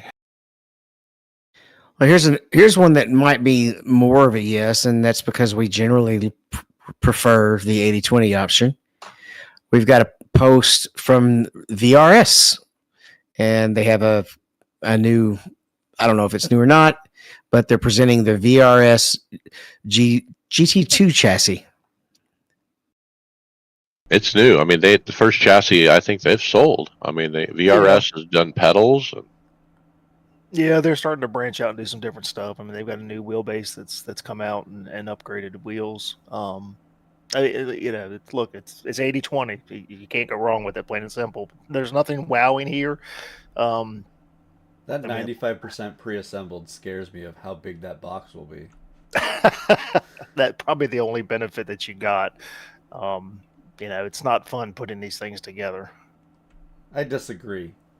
Yeah, I did too. I actually enjoy it. Someone who loved Legos and things and putting things together, I don't mind it. So the one pictured on our page here is $1,500. That includes the seat. Expensive. It seems a little steep for what you get there. I will say that the control unit for the steering wheel base, it looks a lot different than some of the other ones I've seen. It's the outside ones that fits it in. It looks like it even has the front face. It bolts to the front of it too. It looks like it's got more support overall. Yeah, I mean the front face, that's what mine does. But I've not seen it extend out back like that either. Does it have a piece that goes around the front of it though, Brad? Like this one's showing? Or is it just into the sides? So it's got into the 80/20, you've got brackets on either side, and then the front piece mounts to that. Doesn't go all the way through. Like on the TR160, the Track Racer 160, your deck is straight up and down where this one's flat. Which that's one thing we're starting to see more is a flat deck, which I'm not a fan of that because it limits what I can mount to it. I'd rather have an upright on that 160 millimeter piece. I'd rather have that being upright as opposed to laying down. It's actually very similar to my ASR. Now that I look over and look at it, it looks very similar how it handles the wheelbase mount. Gotta love ASR. As opposed to ASMR? Yeah. All right, next up, Donnie, the SimMagic Neo X Hub. It's not a steering wheel, but it's a hub for one. SimMagic put out on their Instagram a one-size-fits-all hub called the Neo X. Looks interesting. And we got videos, lots of them. There's only 2 on this script, but I think I saw 5 videos this week for this product. Kind of crazy how the manufacturers are timing it up with all the reviewers to get the videos out all at the same time. Everyone I follow was posting a review of this already. Yep. And so what they say, for $200, it's a good value. It really is, where you can, put your own wheel on it and build your own thing.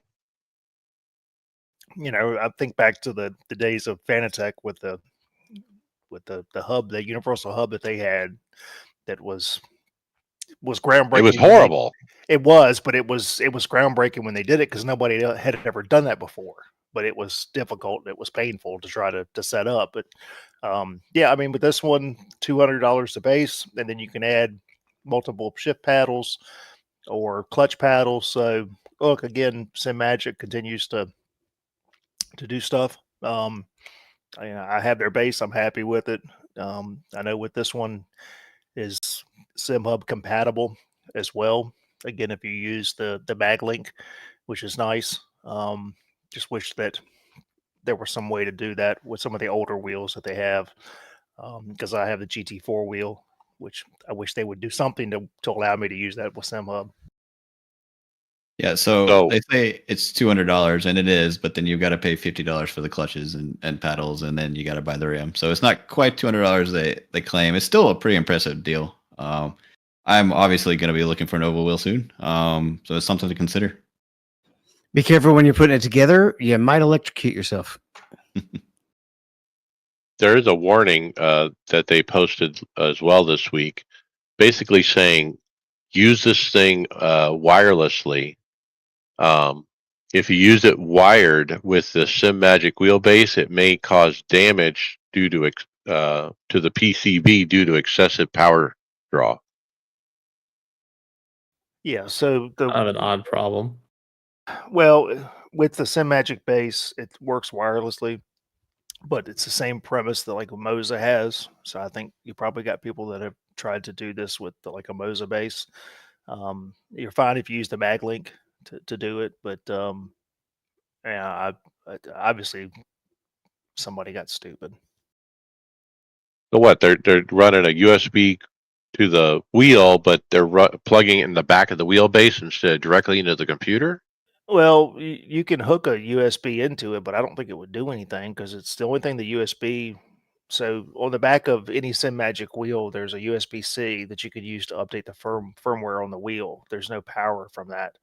The MagLink actually connects what would in the disk in the quick connect on the SimMagic is where the power is. So like when you put the MagLink on there, you're actually unhooking it from the MagLink. That MagLink is connecting to what would normally be hooked through on the disconnect. So I'm not really sure how you could screw this up. I was wrong on this though, because one of the videos I watched, it looked like it had just a regular USB plugging in the computer. So if it runs like his other SimMagic things, you might be more limited. Yeah, the MagLink is USB, but the MagLink is allowing you to take and connect to the actual power, which is inside. Like you would take the disconnect off. That's where the power it is, and then you actually have to hook the MagLink to that. Gotcha.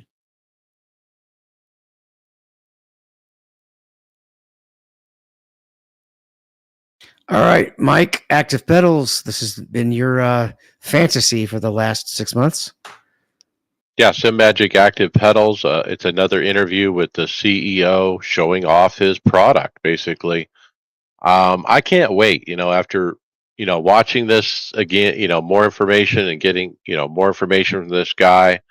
I am sold. I mean, like I said, I am going to wait for a review video probably before I actually spend money, but just to make sure. But I love the concept, the design, the stacking of the pedal so it's not too long.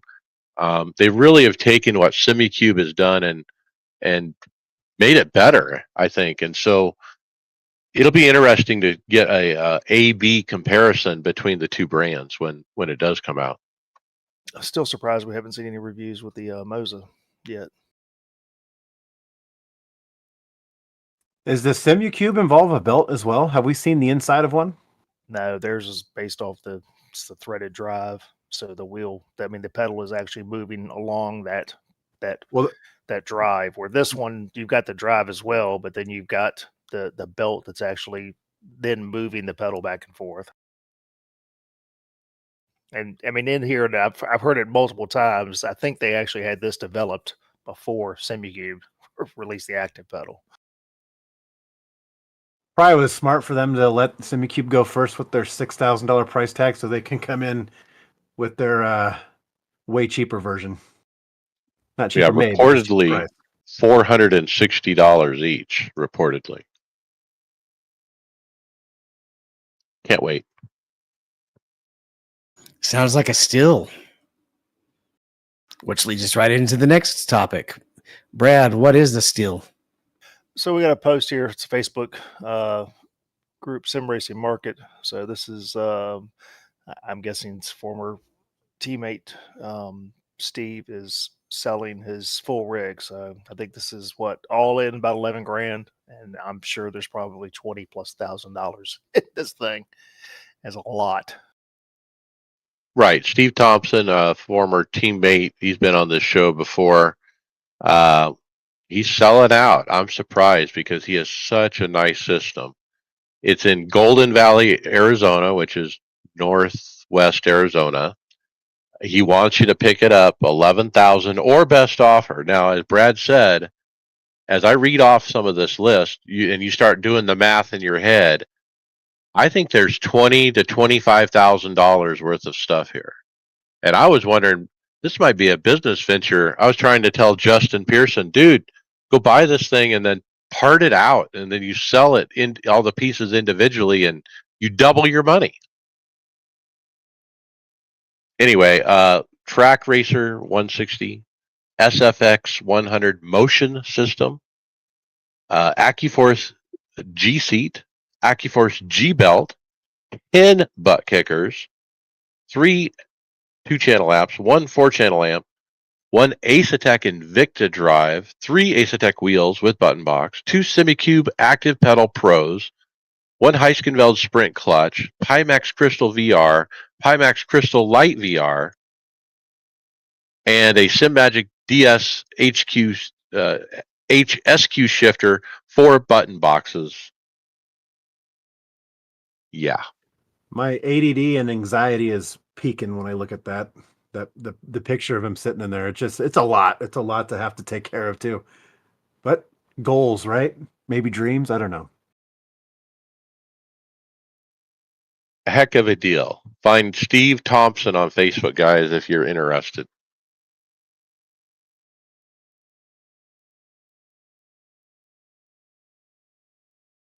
All right. Those of you who like to use and can afford to or can be allowed to have sound playing out of your speakers when you're racing might find this next option pretty interesting. It's a 7.1.2 surround sound. It's a pretty neat device that attaches to your seat, basically. I thought we had a video, but I don't see the video. It'll play if you click it.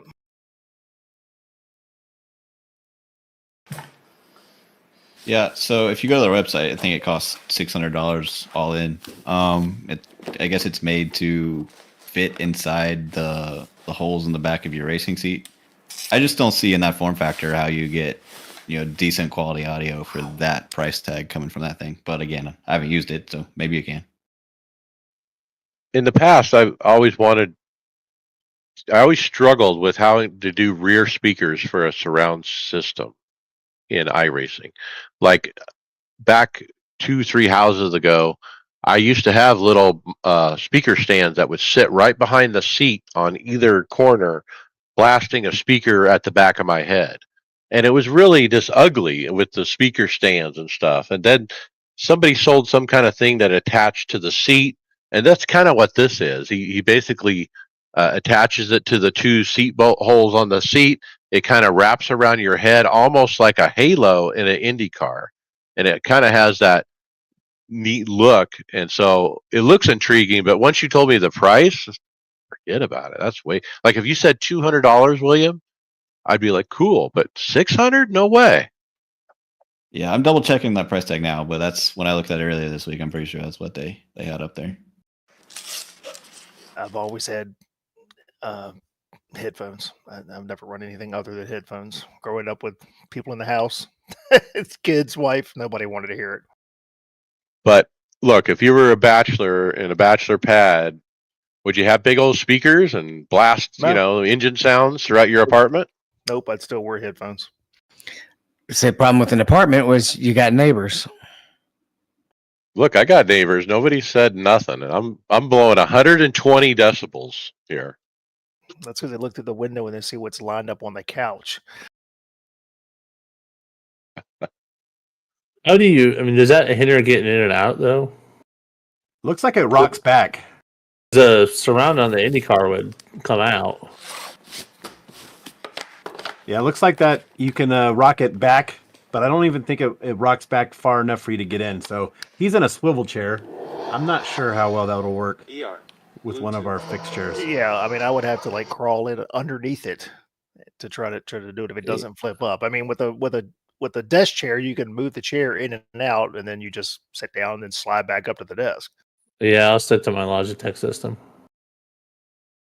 Studio headphones. So, Bobby, but how does the rear speakers work for your system? Or there are no rears? I think we have the same system. It's mounted to the rear of the chassis. Okay.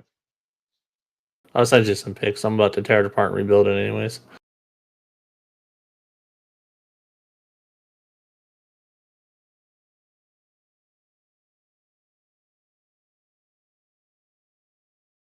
All right. Game filters. What's turn the game filters off is the next Instagram post. Yeah, this is from Zach's Tech Turf. So he's talking about the NVIDIA app, which has the game filters where you can set those. There was an issue with, really, it's actually an issue, I think, with the app. I ended up deleting it because apparently, default, even if you turned off the game filters, I think it was still on. So it was causing issues in performance. But he kind of walks you through this. I tried ages ago to run the game filters just to try to make iRacing look a little bit different, but it became an issue and I just got rid of it. But yeah, it's causing issues for other people, not just on the iRacing side. Yeah, if you run the NVIDIA app, I actually do, and I haven't had any trouble with it. You need to make sure the setting is off. It's called Game Filter. I went and checked, and mine was already off. So Yeah, it looks like before the latest update, it was defaulting on for some reason. I went and checked mine, and it's off as well. So I guess they fixed that bug. I mean, I never really noticed a performance issue, but I guess it was hurting some people.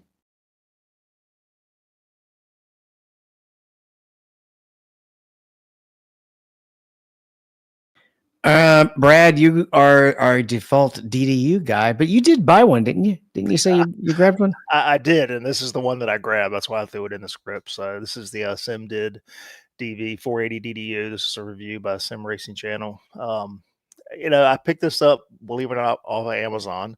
I'd seen it on other kinds of other places, and you could buy them directly from there. But I said, you know what? Amazon's got it. If I have an issue, it makes an easy return. So I went ahead and grabbed it there. I've been super happy with it. Getting everything set up was a little tricky at first through SimHub, but once I fought more with the LEDs than I did anything else. But I've been super happy with it. It just adds a whole nother level of just information. I run Lovely Dashboard, which just gives you a lot more information than what you get from the regular game. So I've been super happy with it. But my only beef is still having to try to navigate through the in-game UI because I can't see some things. But I think I'm gonna end up picking up a Stream Deck at some point to take care of that because I doubt iRacing will ever move that bottom UI bar. what do you think of the USB cable entry into the middle back of that thing? Is that the right spot for the cable?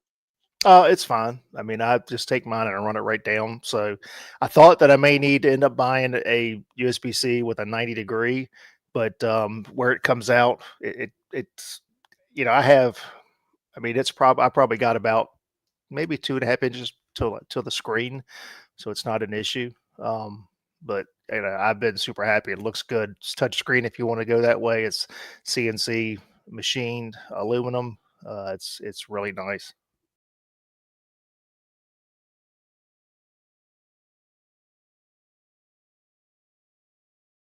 All right. Are there any more hardwares that you want to jump to, Mike, before we move on to results? We're not going to get to them all, obviously. Yeah, let's briefly hit the Dale Jr. cockpit. So sim coaches put up pictures and video of a cockpit they did for a customer that has the red Budweiser colors, and it's got the Dale Jr. 8. It's got the Budweiser Racing on the side. Beautiful setup. Love that red. So I got on the Twitter and replied to that and said, look, we need to get Max Pappas to get this guy who bought this red rig one of those Budweiser red Max Pappas wheels that we saw that Dale Jr. ran at Florence. And sure enough, I got a reply back from Max Pappas himself saying, good news. We just did a licensing agreement with Junior Motorsports. We're going to have that wheel and others available in 2025. So hopefully I've built a bridge for this particular guy who bought the red cockpit to get the red steering wheel. And I was thinking maybe this would be, spend Brad's money kind of thing. Yeah. So I sent this to the wife, and she sends me a gift back saying, "Shut up, take my money." And then I told her about the steering wheels, and so she's on the same page. So thanks, Mike. You probably just spent some of Brad's money. I'm Yeah, curious. we'll see.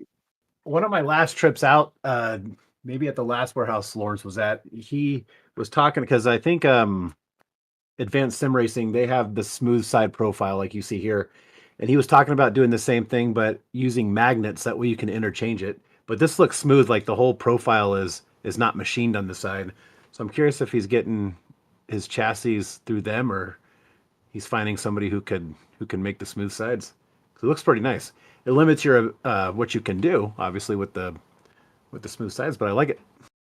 Well, I don't think he doesn't machine his own profile, does he? It's sent No. out. It comes in. Yeah, he gets from T-Nuts is where he buys a lot of his 80/20. But That's just a glossy paint. right, but smooth. Like it's not machined on the side. It doesn't have the rails. It does look nice. In the past, he was using like a magnet type sign that would cover the slots, and that way you could put a logo on it. But that looks like it's just smooth aluminum. I really that's actually a cool idea to try and if you could make a big magnet that like they would make, you have one, Donnie, or something like that. Just seen one? I don't, but I'm sure there's a website that'll make them. It's That's easy you to could, have your do. own, you could have your own logo on the side of your rig there. Could wrap it.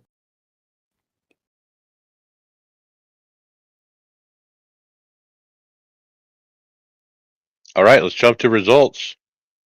Let's talk GT4 first. Donnie. Yeah, so last week finished off Daytona. Last week kind of sucked. I don't know if I just went into it with a different mindset. I was quick. I just didn't appreciate all the people I wasn't used to seeing in my series. Didn't have a great week. Starting this week off at Mugello, I think that's how you pronounce it. I had to buy the track to run 3 races this week, but I don't care because it was exciting. I ran a couple of the fixed races last night, a couple top 10s, which was nice. And tonight will be the Falcon Tire Challenge, so I'll have more on that next week.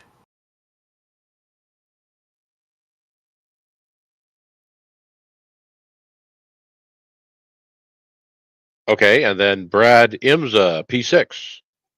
Yeah, Daytona. So had a horrible qualifying. Figured I was doomed. Unfortunately, typical Daytona. First lap was just chaos everywhere. Avoided too many spinning cars. Ended up on the top 10 coming out of the infield, only to get spun coming up on the banking. It's just, I think I came over the chat and I'm like, just typical Daytona. So from that point on, eyes kind of turned red and I was just kind of driving like a madman because I was pissed. Ended up playing a pit strategy right, took just enough fuel and ended up jumping over a bunch of cars. So ended up 6th, but car had a lot more in it. Should have been a better finish. But just, I don't understand guys sometimes. I mean, turn whatever that is, 7, 8, when you're coming out before you go back up into NASCAR 1. I mean, I give the guy at least 2 car widths underneath me in that left-hander and just he can't stop. Just frustrating. All right, GT Sprint, William, P4. Yeah, so this was at Daytona. I started P7, and I felt like other people in the race had more pace than I did, but I was able to keep it clean. I had 4X for the race, and all 4 of those were cutting the corner out of the bus stop. So I ended up with P4, and decent race. That's a great run. And then GT Endurance, P26. Yep. So also at Daytona, I was racing the Porsche here, which I'm not normally in because that's what my team for the 24 is running. I started 52nd. This was a 60-car field. I was way back there. Got up to 40th by lap 3, and then I got dumped coming out of the horseshoe by another GT3 who washed out. He didn't mean it. He apologized after the race, but it still put me back to the back again. Mostly incident free after that, and managed to get back up to P26. All right, and then Roar before 24, William P11. Yeah, P11. This was a race of self-sabotage. First of all, I drove the AMG for the first time since probably last year when I started racing. I got a black flag on lap 3 for not clearing my slowdown, because in the GT3 you can clear it going into turn 1, and in the GT4 you cannot. So I didn't time that right. Recovered nicely, but back to P11, but it could have been much better without the self-inflicted wounds there. And then Brad, P5. Yeah, drove the Mercedes just like William. So very fun race. Did not qualify well, but the car was great in race trim. I ended up running a bunch of people down, getting my way to the front, and then ended up had a great battle towards about the last 10 laps or so. With the guy in fifth, I would get closer to him, make attempted a pass. We ended up with traffic, and we just kind of went back and forth for about the last 10 laps or so.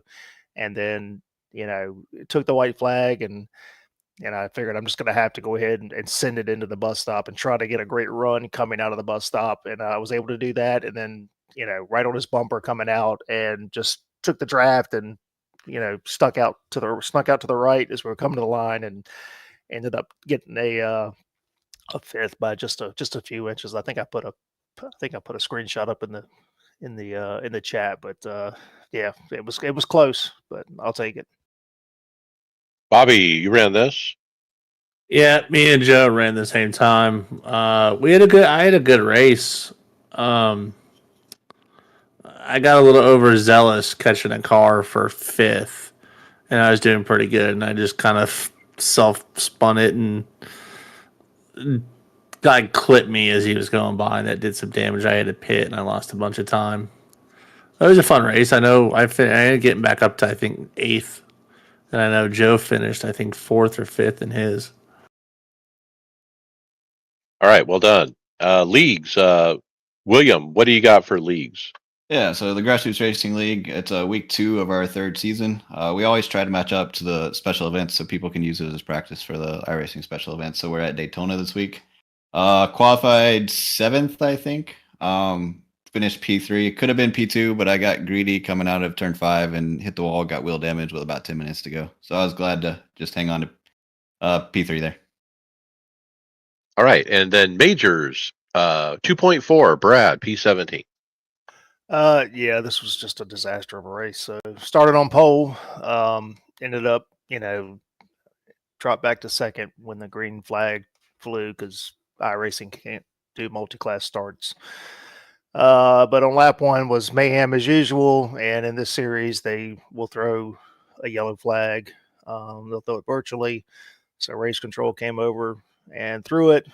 Half the field acted like they didn't hear it. It was just utter chaos. 4 guys went by because they were, they didn't get out of the gas. They weren't penalized. Whatever. It was frustrating. Ended up driving back up to P2 before the first stop. Had great pace. Was running the guy down, and came in, pitted, come back out, and car spun. It spun again. I wrecked the car. I used my fast repair, come back out, spun again. I was like, I just couldn't figure out what was going on. Something was wrong.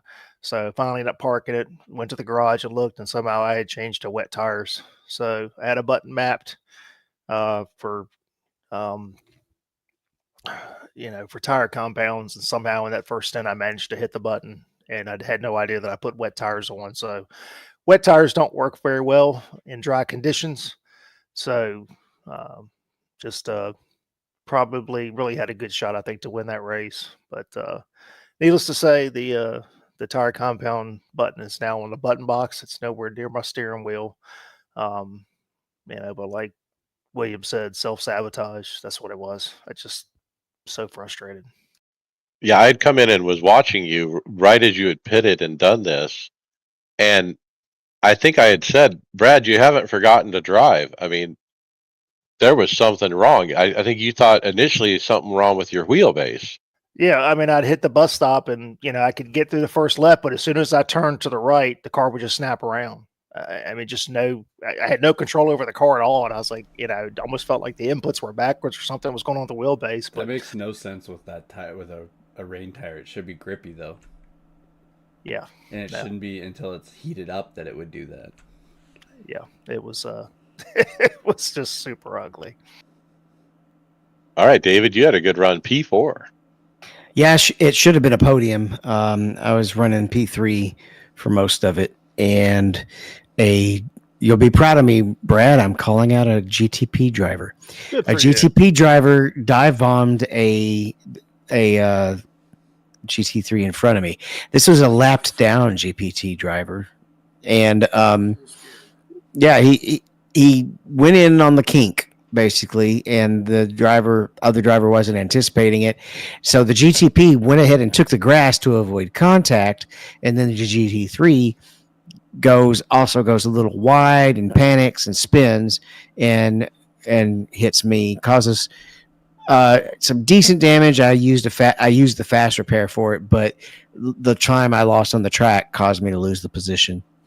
I had additional damage later as I was running a guy down. A GT3 driver decided to go all the way out to the wall after the bus stop when I was passing him on the outside of the bus stop.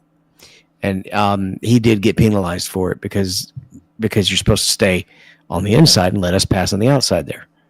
And so he admitted he was mirror driving. And was like, there's no way. There's just no way for me to anticipate he's going to do that. So I rammed into him and had nose damage for the last 6 or 7 laps. But still, I was in the bottom split because I can't qualify. I cannot do a hot lap. But once I get into the race, I'm just consistently fast through a whole run. So hopefully that helps us out this weekend. All right, very good. Other racing I ran these hosted supercars at Michigan, finished P4. Then Charlotte, the Legends Oval, and the cars were the Legends and the Radical SR8 together on the Legends Oval. It was chaos. Started in the back, finished P8. That was super fun, though. It was a total blast. Supercars in Michigan, wrecked out. Then it was IndyCar at Pocono, started 12th, finished P4. Then check this out, the Lotus 49 and the Star Mazda at Pocono Road Course. That was a blast. Started P12, finished P7. Then I ran the BMW M2 at Lime Rock, started P3, finished P2, had a great battle, getting around second to take that P2, a nice clean pass. Next race, pole position. Led every lap. No one challenged me. I pulled away to almost a 7-second gap on everybody to win the race. Career win number 105. First win of the year. Then I started 5th, finished 2nd. And then the next race started 5th and won again. Winner, chicken dinner number 106. Loving that car. William, how about sim racing for the kids? Yeah, so this was technically before you guys' last episode. Unfortunately, I couldn't make it that week, but I wanted to mention this because it was, like I said in the interview we did at the beginning, it's a great opportunity and just a great fundraising event for the kids. It's a children's hospital charity out of Canada. Our league, the guy who started our league is from Canada, and he got involved with these guys and sponsored 2 cars to run this. It's a pro-am, so 2 regular racers with, they solicited a bunch of pro drivers. It was mostly from the IMSA and IMSA Support Series. We were paired with Mason Filippi, who drives the Hyundai TCR for Brian Herta Motorsport. He was a really cool guy, gave us plenty of his time, came into Discord, practiced with us. We had a great time. We started P40 after a bit of a qualifying snafu, and then by the end of the race we had gotten up to P12. I think we actually finished P14 in the race, but a couple post-race penalties got us up to 12th. I hope to make it a yearly thing, and I encourage anybody out there who's listening who wants to get involved and help raise a little bit of money for them to come out, because it was really great. We had, in addition to the pros, we had some famous streamers like David Sampson, who does that great POV or FOV video for iRacing. His team actually won the race, and then Morad was there, and a couple others that regularly stream. So like I said, it was a good time, and like it was not this week, but I did want to talk about it because just how great of an event it was. All right, pretty cool. Let's talk Monday night. We ran the Polar Series League at Kentucky in the Gen 7. Caution free, I finished P18. I was on the 2-lap strategy. Most everyone else did a 1, and I just suck. This was a very humbling race for me. David, you got a P15. Yeah, I wasn't paying attention and missed the start. So I ended up starting about 5 seconds behind the field. Once I got rolling, I was 5 seconds behind everybody, and I caught up and started making some passes. But as a result of having to catch up and not having any draft, I had no chance of saving enough fuel to make it in one stop. So I had to make 2 stops as well, and got beat by just about everybody that only made 1 stop. I kind of agree now that I wish they wouldn't keep setting the laps right at distances where it's literally exactly almost a halfway stop. But, it is what it is, I guess. Okay, that brings us to final thoughts. David Hall, you're first. Just a reminder to everybody out there that the garage travels at 0 miles per hour. All right. So the more time you're in the garage, the less time you're moving forward on the track at the 24. Also loving the Pimax. It looks great. I got some spacers that a friend of the show, Cody Richardson, showed me to buy. And I've got it a little bit better distance now so that it actually works good with my normal glasses instead of readers. So, it's working nice and smooth. I don't have all the problems that the Reverb had as well. I love the see-through option that it has, where I can, particularly if I decide to switch to the flight sim, after getting wrecked out of a race by a stupid GT3, I can then I can swap all the equipment around and switch my rig to flight mode without having to take the headset off. So it's pretty neat. And that was just a jab at Brad, just to mess with him. Okay. Greg Hectus, final thought.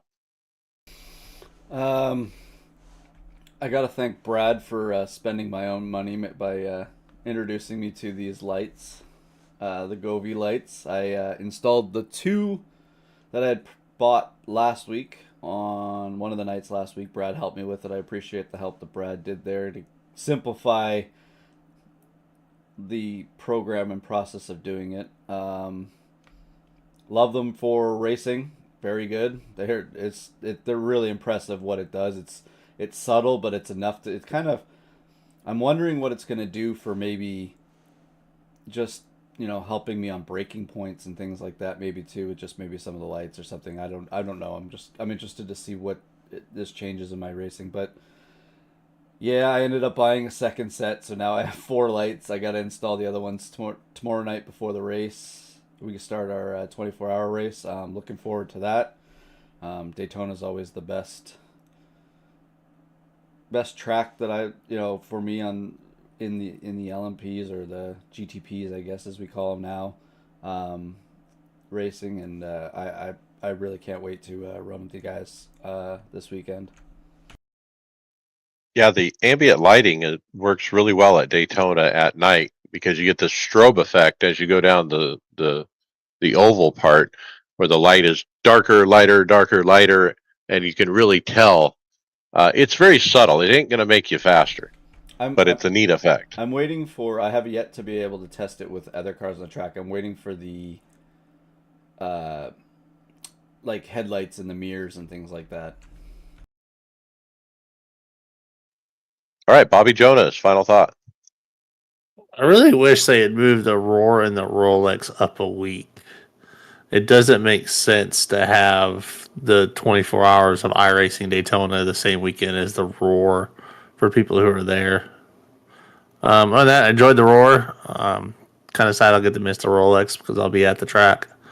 But other than that, off to a good start for the year. All right, very good. And Bobby, I presume you're working NASCAR paints. You usually redo a bunch of paints for the year. How's that going? I'm actually working on some paint stuff, not for iRacing, for ARCA, but yeah, we're starting to roll those out. I got Chris's done for the most part. I'm just waiting to see what changes between now and then we'll start handing them out. I think yours is almost done too, Mike. Do you think we get a new template or like a revised template from iRacing because of the new sponsor location or fixes? Well, I know they're going to have to update some of the mandatory stuff because, like, the green ring around the fueler is gone. Probably going to have to shrink the roof numbers from what iRacing's been using to allow for that area in the front of the roof for sponsorship. Did they get rid of a partnership with the ethanol? Why are they getting rid of that green ring? Yeah, it's gone. Is it? Okay. Yeah, it's gone. Okay, Brad Wren, final thought. Sorry, let me jump in first. Bobby reminded me, I am going down to the 24 camping in the site, but also we'll be hanging out with Bobby. And if anybody else is there, hit us up on Discord and we'll see if we can meet up. Okay, sounds fun. Brad Wren. Just looking forward to this weekend. So again, Daytona 24 is always fun. Any kind of endurance races is enjoyable just to spend time, with guys, whether it's 6 hours, 8 hours, 12 hours, or 24.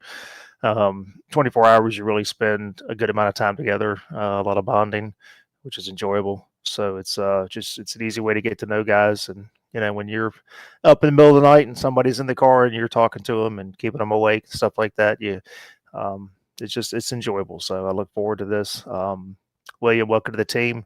Look forward to racing with you. And it's nice to have another GT3 guy in here so that we can both give crap to David continually. Look forward to maybe we can hook up. GT3s, boo. Shut up, you Canadian.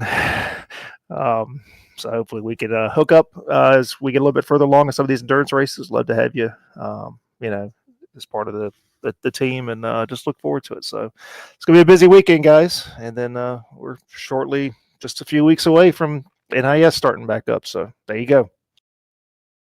All right, Donnie Spiker, final thought. All right, not much. I'm out of town, unfortunately, for the majority of this weekend, so I'm not running either car, or I'm not on a team this year. So that's disappointing.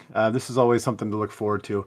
But rig size, I'm in a half Star Wars room, half racing room. So I got to get this figured out.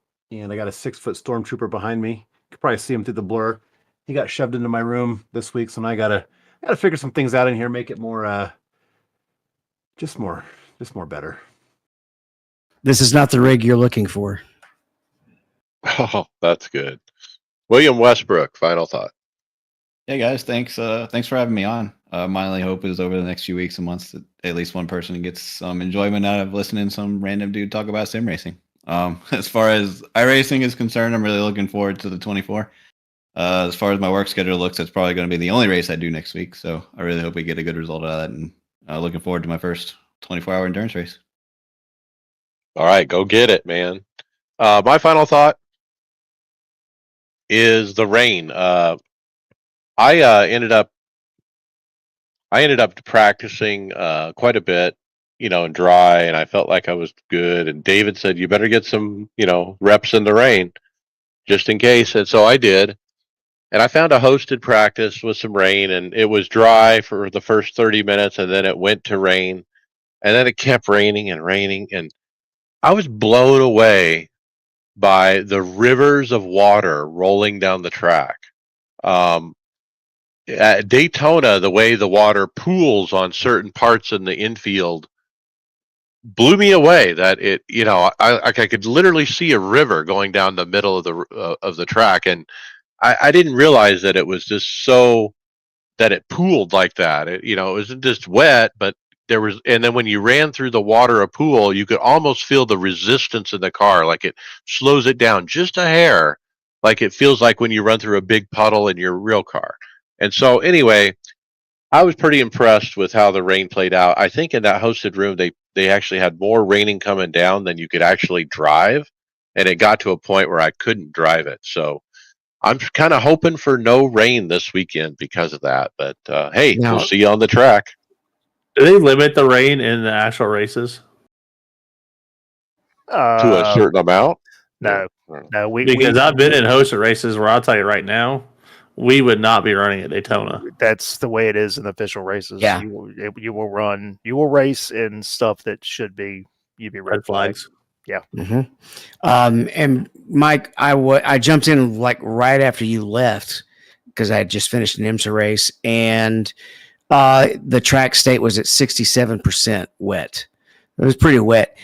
I got around okay, but man, the kink, you just cannot attack that kink at all. Yeah, same I was thing here. almost having to brake going into the kink. Yeah, I was in a hosted, same thing. Everything was fine except for the kink. That was the biggest issue there.